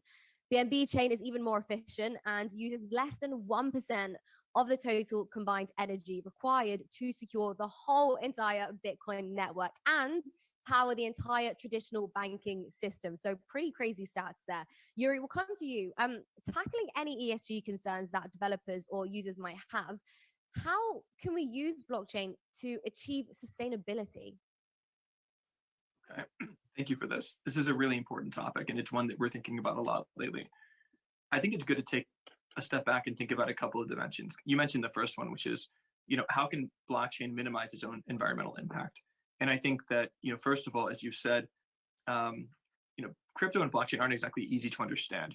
And so I think that that's contributed to people sometimes having an overemphasized view of how much energy is used by crypto or by Bitcoin in particular, versus how much value has been created. And if you look at, say, the energy usage of the gold industry or the banking industry, the traditional banking industry as a whole, and then you look at the economic size of that, industry, crypto's not too far off from either of those, even if you just look at Bitcoin. And Bitcoin, it's also worth remembering, is the most primitive kind of original form of validating a transaction. It uses an incredibly expensive approach called proof of work, which essentially requires validators to perform incredibly difficult math calculations, on usually specialized computers. And that's where the energy draw comes from, is running all these computers, doing all this math. Of course, since then, we've created a variety of other approaches that are much more energy efficient. Proof of stake, where you have to basically, you put in some value that you lose if you don't behave, so to speak. Proof of space, etc.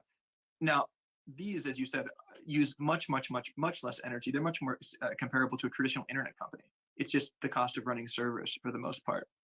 But that's ultimately not getting at your core question, which is how do we actually help sustainability? How can it be a tool or a platform for sustainability innovation? I think, first of all, we've got to be realistic about two things. Number one, we have to make sure that we're building on top of resilient enough technology, as Mo said, because this is a real world problem with real world consequences. It's not a crypto to crypto use case. And the second thing is that, ultimately we have to avoid greenwashing. And unfortunately, this is something that you see across the tech industry. I've seen in the Web 2.0 space, there have been some recent lawsuits around this. It's really important, to avoid that. But I do believe there are, 2 or 3 areas in which crypto is uniquely well placed and blockchain is uniquely well placed. Some of that is simple things like track and trace, keeping a record of carbon credits that can't be changed. That's inherently valuable. But I actually believe that tokenizing carbon and creating a global market for the trading of carbon can help to potentially do, from a ground up, country by country perspective, what hasn't been possible so far at the intergovernmental level. And this is a global problem. I think it needs global cooperation to solve it. Global liquidity pools and global incentive structures, there's nothing that does that better than crypto. We're very interested in exploring how we can get more involved in a substantive way. And so this is something where we're reaching out and working with a variety of actors right now.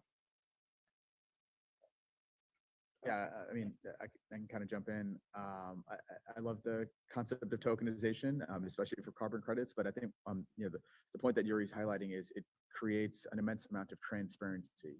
And if you had tokenized carbon credits on chain, whether there were applications that are being built on top, they can potentially purchase those tokenized carbon credits to offset their consumption. Now, although that may sound wonderful, and that would be the ideal world we move towards, I think we have to also be pragmatic in the sense that, it's hard to measure these numbers still. And we are excited about some of the initiatives that are taking place, and some standardization that hopefully allows for better transparency and within the the Web3 world. And I'm curious to hear a little bit more about that Bitcoin number, but it's hard to understand what how much energy is being consumed, what the server type looks like, where that server is located. So these metrics, again, just become very difficult to track. But it's exciting, obviously, to see that there are initiatives underway that allow us to better track those ESG metrics. Now, I would add, we should not forget for a moment how important global education is. We need more female entrepreneurs, female developers, underrepresented minorities. And one of the things that BNB and Binance have done so well, and a couple of the quantum startups where I've invested, spend time on university programs, educate, make sure that we have great female entrepreneurs from around the world. Again, Web 2.0 and 1.0 didn't do it so well. There's an opportunity in 3.0 to really build a far more diverse set of founders, developers around the world. And a lot of that starts with education, educating not just in the United States and Silicon Valley, but around the world on many of these issues around sustainability, the importance of sustainability. Again, this is all designed from the ground up. You can't build back in privacy. If you're 10 years, it's much harder to do it at scale. And so I really encourage developers around the world who are thinking about the BNB chain, multi-chain development, think about building the trust and the values early on from a development standpoint. It's an enormous opportunity to not only build enormous economic value, but better society in a truly significant way. Jim, Brad, Yuri, Mo, I want to thank you all so much for joining us on the Future of Web3 panel. It's been such a pleasure hearing your perspective on such an important topic. And of course, to our audience, I will see you all in 20 seconds in our next panel, where I'm going to bring you somewhere you've never been before. Not quite literally, but we'll see you soon.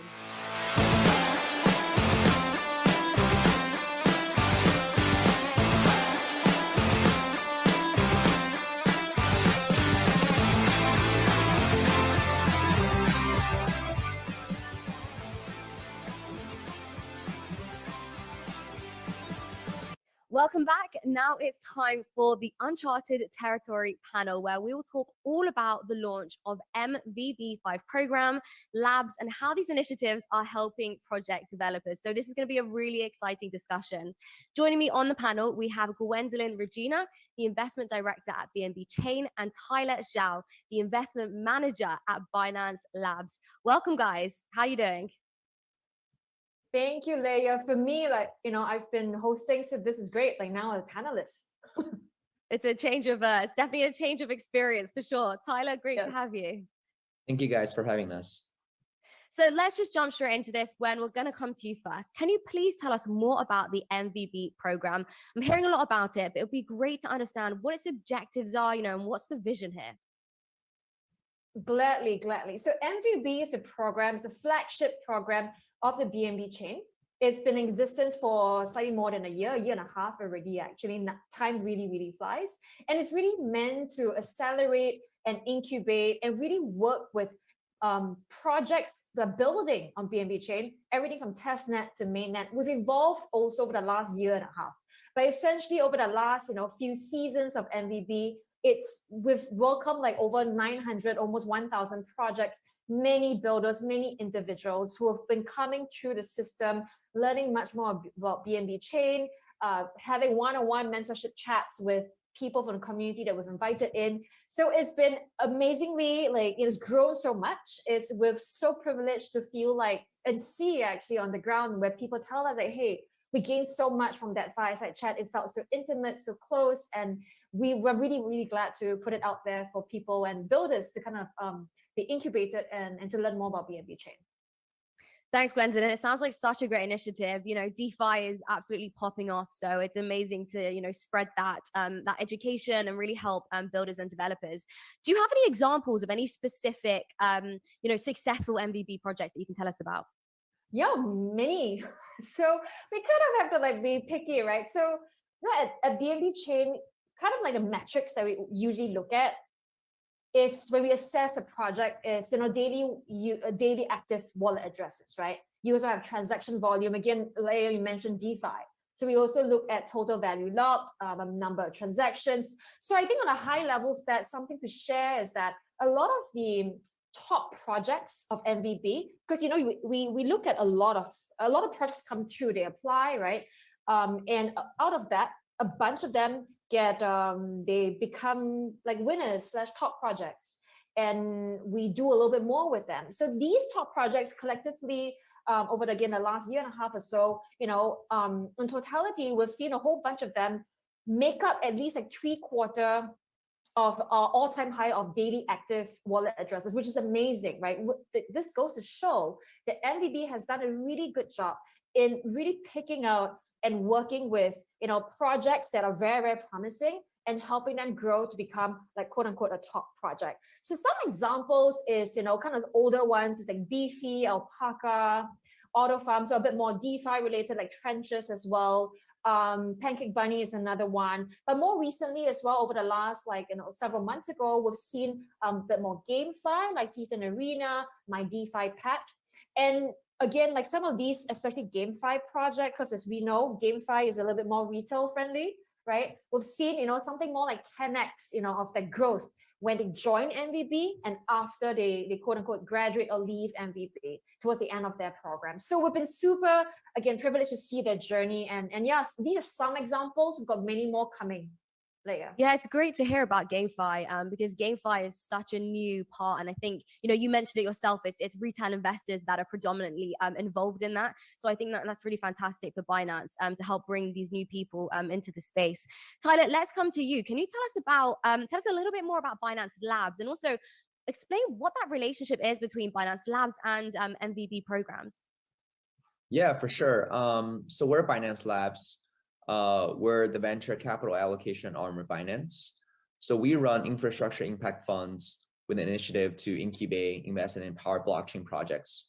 We cover full cycle of startups from early stage incubations all the way to late stage venture capital investments. Since 2018, I think we've invested about 200 projects with a total AUM of $10 billion.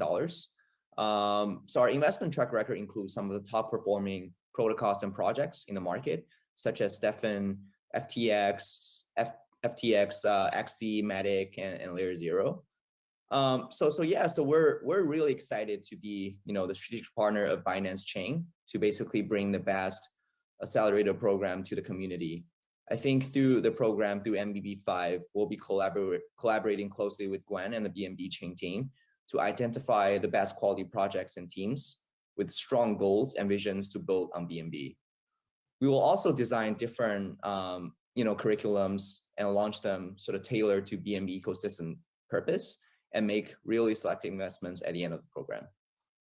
Yeah, I mean, it's really interesting. You mentioned, FTX there and Axie and Matic. So really some incredible, names there. But Gwendolyn, let's go back to you a little bit. I'd like to understand a little bit more about MVB5. Yeah, before I reply to that, Layah, can I just respond to Tyler as well? Just because working more closely with Tyler and Binance Labs is great for us. Because as you heard some of the projects and track record that they have, they're really chain agnostic. So in BNB Chain for MVB, it's very BNB Chain focused.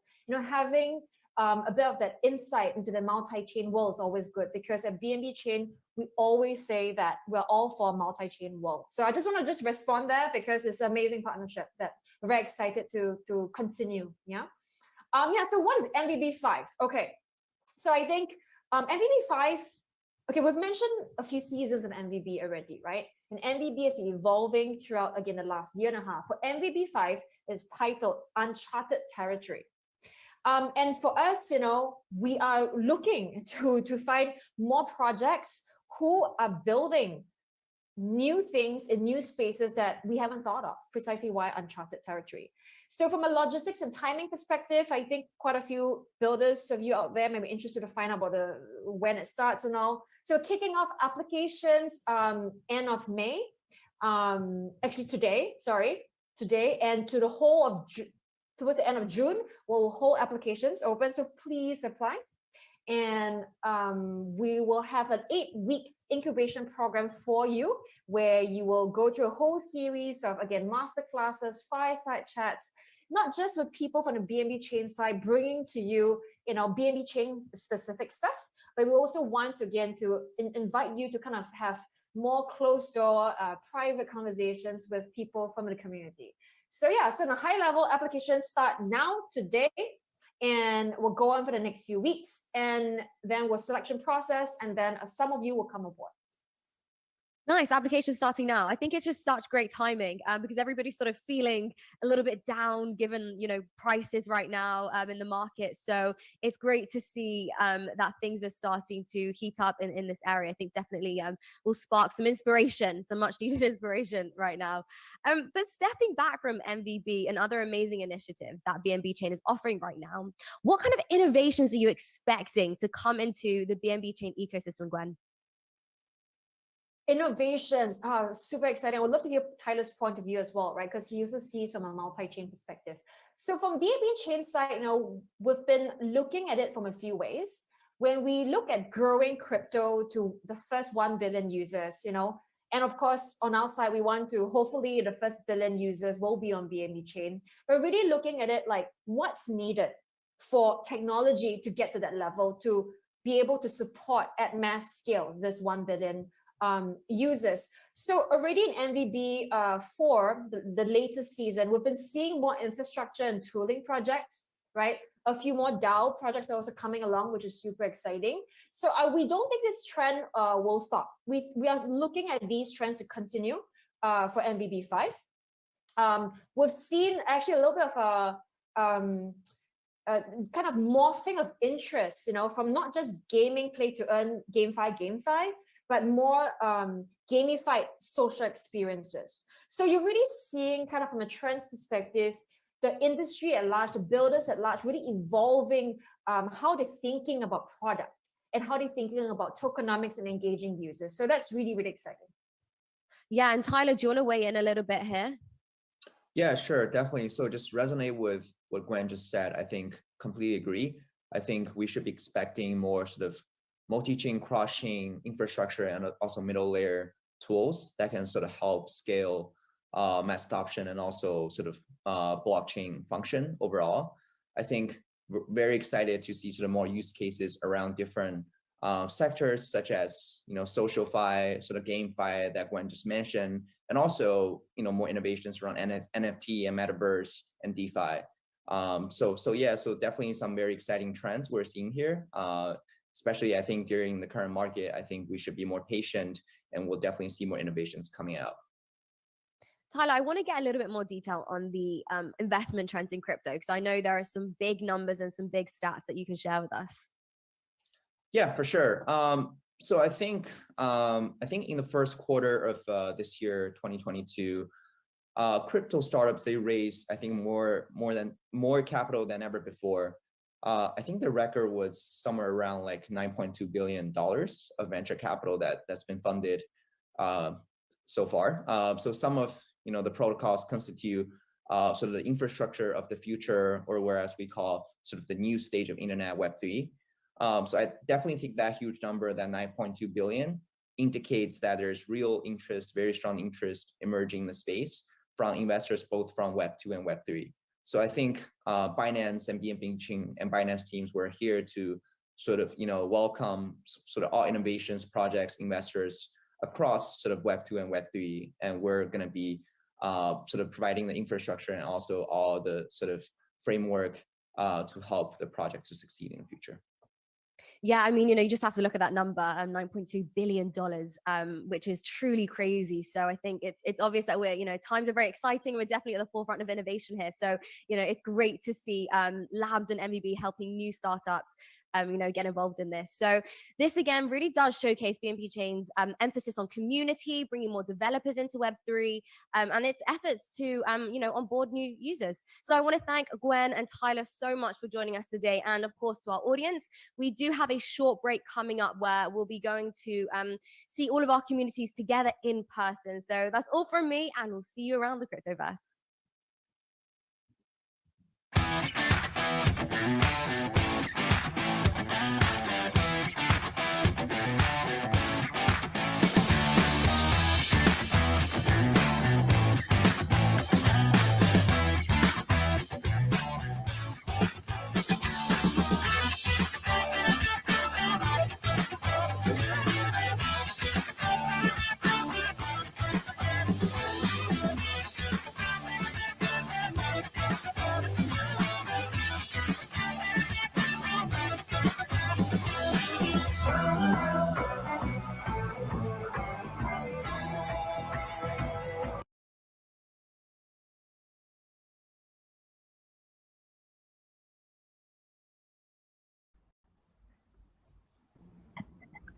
嘿，我们终于复活了，大家好，我们终于能说话了。Hello， 听得到吗？可以，可以。那我先来介绍一下大家，我是练新闻的 Wade， 然后刚刚我们一直在那个后台那边就是不断的做一些简短的翻译，然后跟大家 update 一下内容，然后我们的团队还有 Perry 跟 Jim， 然后他们刚才也在后面辛苦的整理一些资料。然后我们是练新，我们是一个媒体。那今天我们会就刚结束的这个论坛，然后来访问链时代资本的 Josh， 他是一个深度的投资者，也是一个链游的玩家，然后还有开发者那个 The Institute 的 Founder 李婷婷。那大家跟大家打个招呼吧。Hello， 大家好。嗨，大家好。好。大家好。婷婷不是说你要 cosplay 吗？哦，没有，想说太赶。哦，好，那我自己等一下，我应该会先让大家讲一下自己，就是有什么比较印象深刻的啊，然后我先帮大家回顾一下刚刚整体的东西。就一开始的时候，当然就是 CD 这个大头出来，然后跟很多他底下的干部在聊这个对 Web3 的未来啊，然后还有 BNB Chain 的未来，然后还有他们将要更扩展这个 BNB Chain， 然后会推出一个侧链叫做 BAS 就是币安的这个应用链的一个代称啊，然后它听起来好像是它可以无限的生成很多的这样子的平行链，然后它有一些专用的功能。那好像预计在Q2、Q3 的时候会出来，然后接下来 Q3、Q4 的时候又有一个就是 ZK Rollup 的一个 BAS， 然后它可能会更用在金融面的东西上面。那最后面的话，他们还有一个就是关于这个投资者不是投资者啦，就是开发者方面的一个 program， 他们当然是希望更大的可以去扩展这个开发者的社群，让更多人加入到这里面，然后开发更多的应用的用力，让这个 BNB Chain 可以扩展到一个 billion， 就是大概10亿用户的一个规模这样子啊。这大概是就是我觉得大概比较有印象的东西。那个我们让那个Perry， 你刚才在记录的时候，你有比较什么印象深刻的事情吗？我印象深刻的就是他们在讲 MBB 专案的时候，因为他们提到了很多入选的一些 DeFi 专案，然后一些 GameFi 专案，就是很多其实都是我玩过的，对，然后有些就是对印象比较深刻，对啊，然后他之后又说要弄那个嘛侧链嘛，所以接下来是一个游戏的应用啊，真的，他就有自己的链，他们会有更好的发展，所以我期待说就是 BNB 可以改善大家对他们的谷底回升。对，希望那个 Zeta Arena 可以再重回人间。那大概回不来了。那 Jim 呢？这一场感觉就是他们在宣传说他们要推出侧链，然后可是我的印象比较深的是他们说之后币安链会改 POS 机制。对，然后因为 BNB 总量是固定的，然后他们又有记录烧币，然后又有类似以太坊159的烧币机制，所以说变成之后他们的节点的代币奖励数量也会增加。可是 BNB 是不增发的，所以他们节点的手续费就只有交易手续费而已，我觉得还蛮奇怪的。哦，你的意思说他不会涨就对了？不是，他没有增发的 BNB 去发给他们当矿工奖励啊。哦，你懂我意思吗？但是我也不知道应该 POS 还是有既定的一个奖励机制在吧？我也不知道他会怎么做。好，那不好意思，我先访问一下 Josh， 你有什么比较印象深刻的点吗？我觉得整场听下来，我觉得印象比较深刻，可能还是他们要推出的那个侧链 BAS 吧，就是感觉他们想跟 Esg Infinity 做一样的事情。那通常推出这种侧链的话，我觉得这个策略也是蛮正确的啦，因为目前的 BNB Chain 的话，它的竞争力如果用 Gas Fee 来看的话，的确是有点弱。因为说实在，我们在上面用的话，我们虽然说 Gas Fee 没有到很贵，没有到像以太坊那么贵，可是其实还是有一点负担的。就是做个交易几十块台币都是跑不掉的，或者是说你去玩上面的 GameFi，那相较于其他的，比如说 Solana， 它几乎就是免费，或是其他的一些 Avalanche 等之类的，它相对贵很多。那他会做这个选择的话，我也觉得不意外，因为他如果不降他的 Gas Fee 的话，他的竞争力就会大打折扣。所以他就 BS 推出的话，我觉得对他们来说是比较有利的。那我刚好听到他们有要做类 K 的 BS， 那他的 TPS 可以到 10K，那这感觉还蛮针对的，因为他们的这个 TPS 可以拉到这么高的话，相对他的竞争对手就没有太大的一个优势了，所以我觉得对这个算是比较深刻。可是我觉得还是会想到另外一件事情，就是 Esg Infinity 他们之前的这个跨链桥有被攻击过，然后损失大概6亿美金的这个金额，所以如果你要做的话，它的跨链桥安全性就相对非常重要。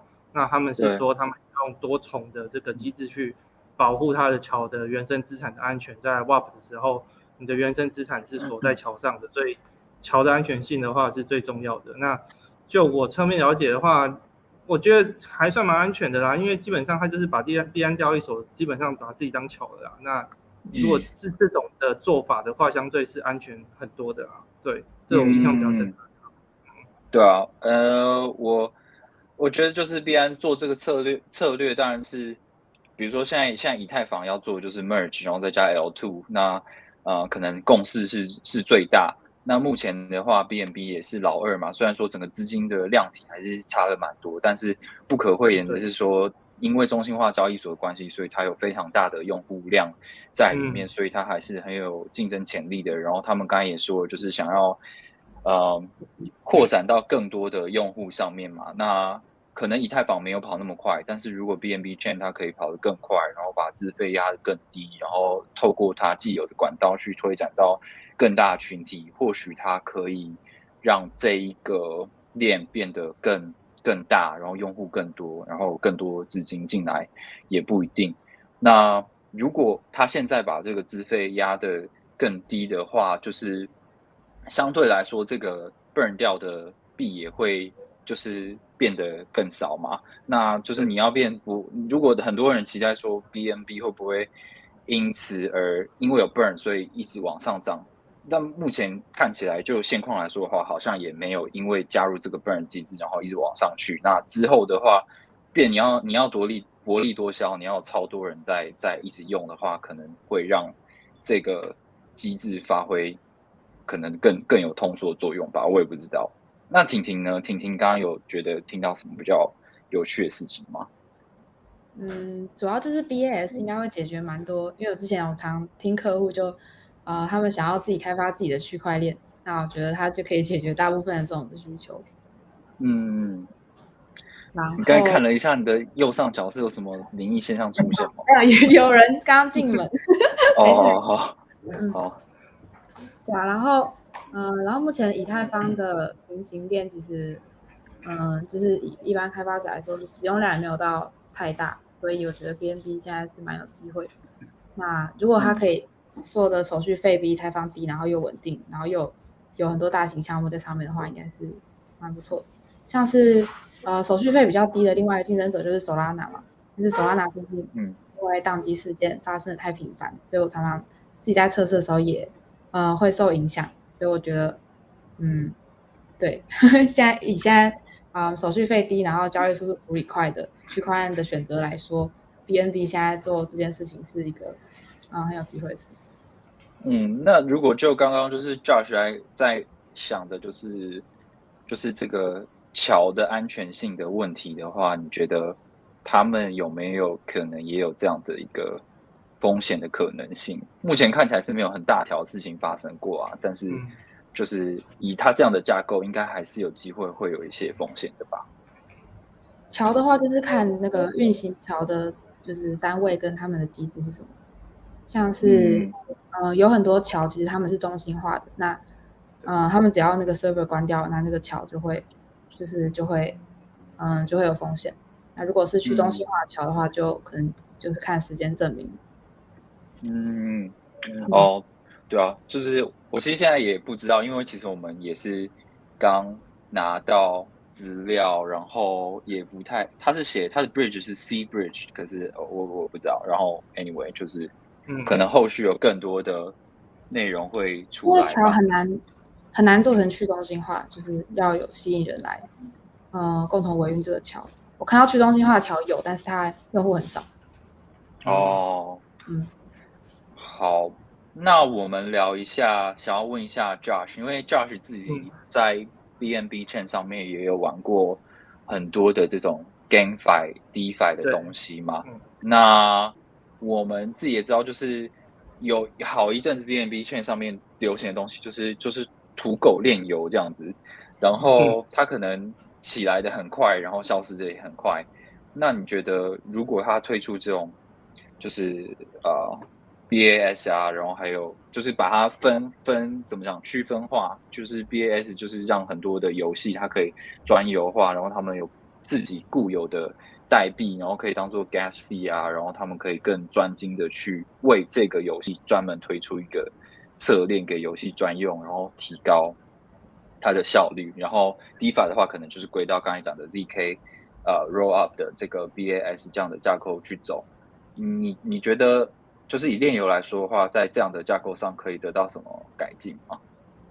我觉得以链游来说的话，目前它这个规划其实很不错，就是说链游的项目方有很大的弹性，可以去做它的这个自己的链，不管是 gas fee 用自己的代币啊，找到自己的这个代币经济系统，都是算是给到很大的一个弹性啊。可是其实我们在玩链游就很大的一个本质就是金融嘛，因为大部分会来 Web3 玩链游的有很大部分的原因，就是因为还有 Play to Earn 的成分存在，不然我干嘛玩 Web3 的游戏？因为 Web2 的游戏比这边的品质好太多了。那我会来的原因其实很大一部分是因为金融的成分，那这不可避免的，因为每一个项目刚要起来的时候，它一定会有一点庞氏的成分存在，这样子它才可以吸引这些用户进来玩。那就看项目方怎么去做处理。如果它的庞氏成分在前期给的不够的话，它这个项目做不起来。那给太高的话，就崩得很快。所以这基本上算是蛮两难的。但我们最希望看到的一个状况就是说，项目方在前期给的这个庞氏成分给的足够诱因，让用户都有信进来。那进来之后，他有赚到钱之后，他赶快去做 build 这个动作，他赶快去把他的整个经济体系转型，让他可以增加更多的一些社群的一个共识，社群的一些功能，让大家愿意留在这边玩这个游戏，那这个 GameFi 才可以持续下去。那像我们之前看到的比如说他的那个most value 的那个 build 这些计划，其实有很多都有起来，可是他可能给的利润太高了，所以他pump起来下去也非常非常快。那觉得在一般的Web2 的游戏其实也有这种状况，只是说 Web2 的游戏通常会拉的周期拉得非常非常的长，让你不会去抱怨这件事情。像你玩一款游戏，那它可能3-4年后才死掉，那你可能充值很多在里面，那可是你不会因为这样子来抱怨说，这个游戏是金盘。可是如果你把它速度加快的话，就是现在 Web3 的 GameFi 的一个缩影。那可是速度加快，就会有抱怨的声音出来，这个是还蛮正常的。那我基本上觉得它的架构是好的，就是看项目方怎么样去设计出一个可以让这个玩家跟项目方都有一个很好的一个收入可以持续发展的一个状况吧。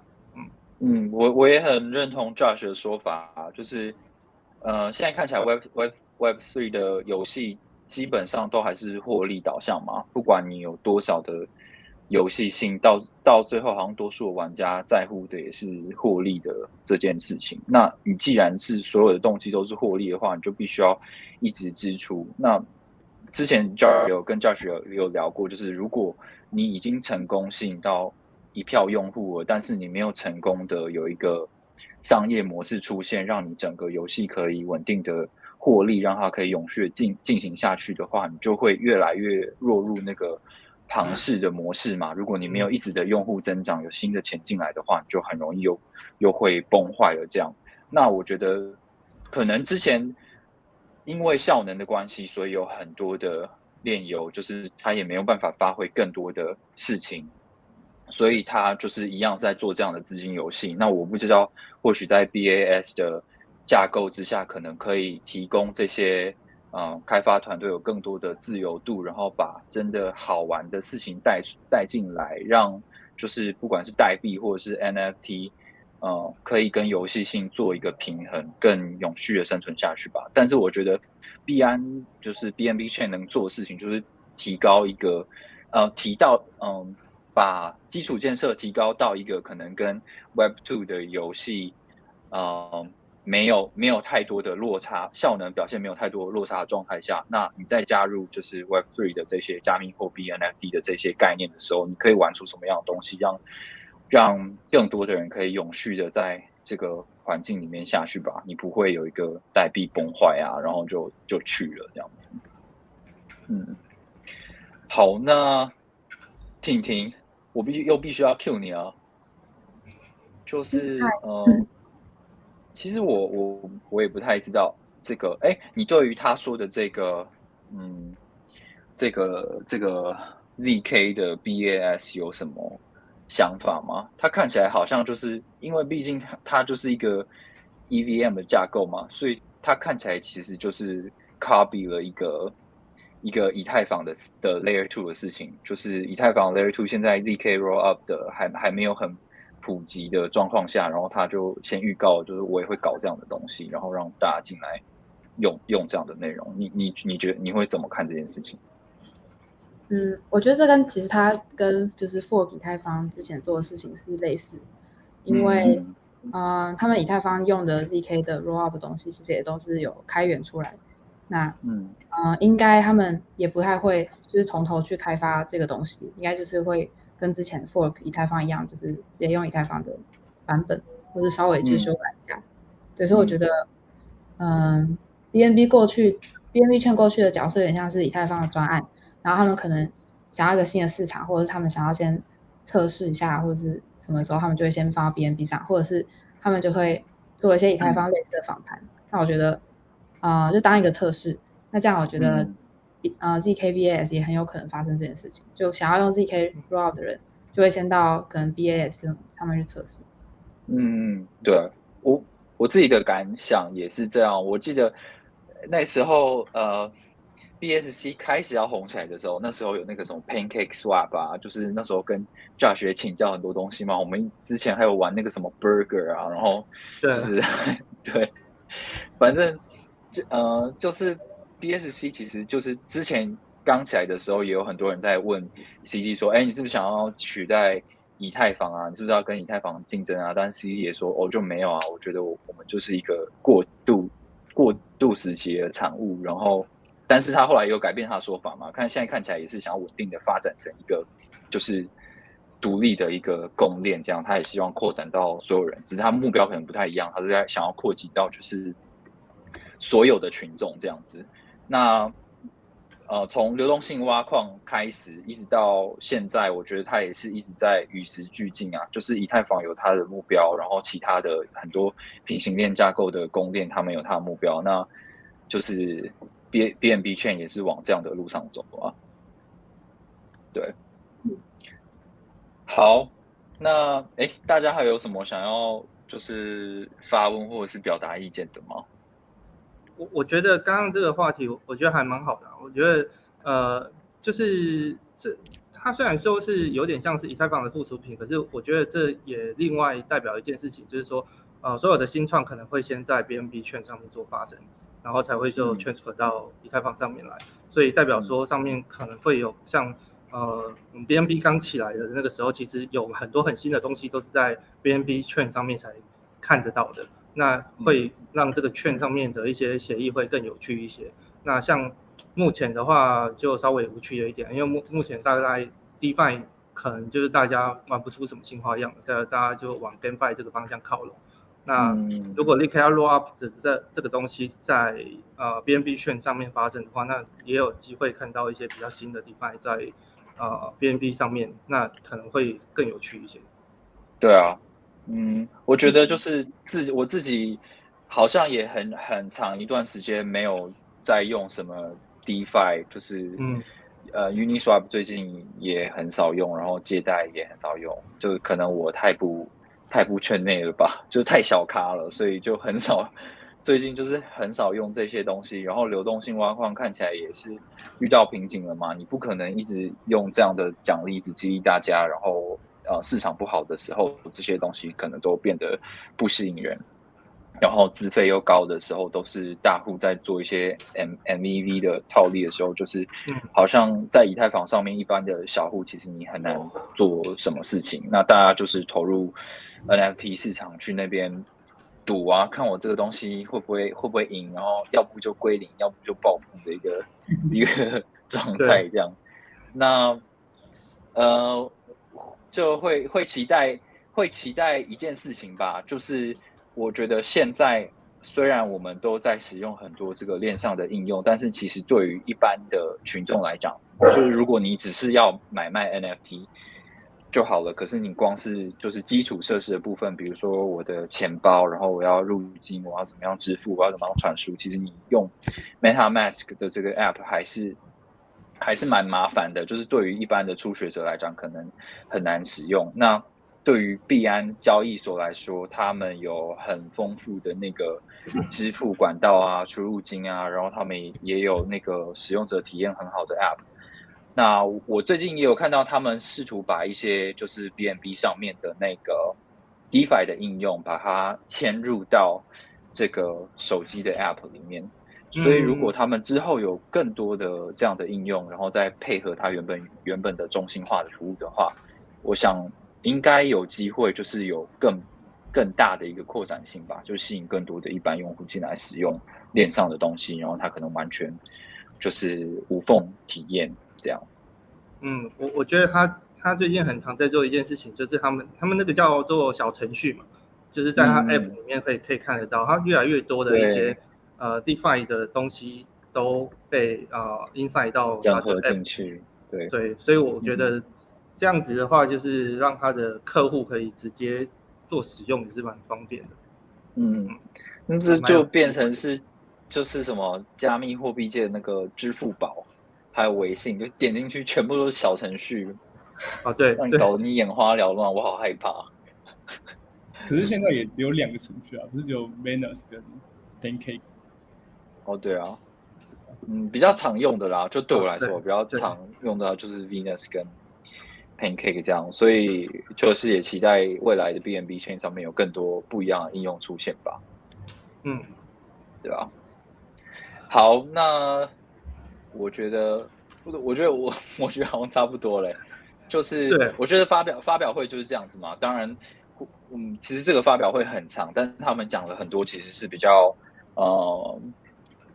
愿景性的话，比较理想性的，比较广泛一点的话，这样子。但是其实这个东西就是让大家有一个期待，就是 BNB Chain 打算做什么事情，未来什么时候会推出，然后有什么样的开发者资源跟奖励计划。那我觉得这个东西就是大家可以看到有一个布局。那可以期待是接下来的这几个月，它会有什么样的发展，推展出什么样新的东西来。我看到 comments 有呵呵呵，第一次看到本人，好新鲜。看到谁啊？好，会的，不是吧？对，好，那婷婷，你有没有最后？哦，婷婷就是在做的是那个 The Institution， 那他们就是其实就是一群开发者，然后也做很多关于这个教育的事情，然后他们也有在教 Solidity 的程式语言，然后还有在教其他的程式语言吗？目前就 Solidity 跟 Dev， 就是前端如何创建智能合约的。那所以如果有那个就是有开发者，然后对于这个 BNB Chain 有兴趣，然后想要进军 BNB Chain 的开发生态的话，你们也可以提供一些帮助吗？对啊，都是用Solidity，所以就是部署在以太坊跟 BNB Chain 上差别就是它 RPC UI 有不同。好的，2行就可以了。好的，所以对，是我的猫。是我的猫，没有错。对，然后那 Josh 呢 ？Josh 你觉得？Josh 他有自己的社群，然后他等一下，我的猫有点长，就是我就是Josh 有他的社群，然后其实他之前在这个 BNB 的链游很风行的时候，包含最近的 Stepen 的 BNB 的版也在他崩坏之前呢，也有非常多的关注，顺利逃兵，所以就是对，就是 Josh 有他的社群，然后叫做贾许的什么东西啊，我每次都记不起来。没关系，有点长。贾许的加密，哇，其实我也记不起来，是为机制什么之类的。好，就是贾许的社群也会密切的关注 BNB 上面的应用的发展，然后婷婷这边，如果大家对于 Solidity 有兴趣的话，也可以找他。让链新闻这边的话，其实我们也是会一直持续的关注啦 ，BNB Chain 发展啊，然后币安在各国监管机构的发展，然后还有它链上的应用，然后币安交易所里面的应用的更新，其实我们都有非常多的跟进的报道。那我看一下，如果大家有什么问题的话，也可以问我们。如果没有的话，其实我们也差不多时间告一段落。婷婷还要去台中约会。等一下，什么东西？我在睡着。好，那好，如果没有问题的话，差不多就是这样。我自己，俊哥就是再给你多讲一句话，你要咳个2声吗？没有。好的，对啊。我自己还是因为毕竟现在币安还是就是所谓的国际的第一大交易所嘛，然后很多的交易量都在上面。我们其实一直都蛮关注它发展的，不管它在监管的布局，然后还有作为一个交易所，然后它布局到区块链上面，然后它把 BNB 改成 Build and Build， 然后有讲说就是这个 BNB 现在已经是大于币安交易所了，因为 BNB 其实是一个更大布局，它象征的是一个公链，然后有很多建设什么的。然后我们其实也对这样的一个规划是蛮好奇的，他很积极的接触监管，然后要合规划的时候 ，BNB 的这个代币会怎么样处理呢？它慢慢的跟币安的中心化交易所脱节，然后变成像跟以太坊一样的一个去中心化的代币吗？还是会怎么样发展呢？我们不知道。然后他刚刚也有提到说，币安很积极的在做整合的事情，因为他们觉得企业跟政府非常的重要。那企业跟政府当有越来越多的规范，更接纳加密货币的时候，什么样的东西可以让他们更好、更快速的整合？那这个看起来也是 BNB 正在努力做的一件事情。或许它有一点中心化成分，或者是有一点企业辅助的成分，在推动这个东西的时候，搞不好更好、更快，然后就是你知道有一个外交官一直在外面谈事情，然后把事情敲定嘛，就我们也很期待它的发展。那今天大家都是去中心化的，币安、BNB Chain 所有一切都是去中心化。好，那今天很谢谢 Josh， 谢谢婷婷，谢谢 Jim 跟 Perry， 还有线上所有的观众朋友，我们就今天的直播就进行到这边咯。然后有人问我们说我们的新闻的网址是多少？我们是就是 AB Media， 就是 ABC 的 AB， 然后 Media 是媒体，就是 media.io。那欢迎大家来看我们的新闻，那就到这边，谢谢大家，拜拜，拜拜，拜拜。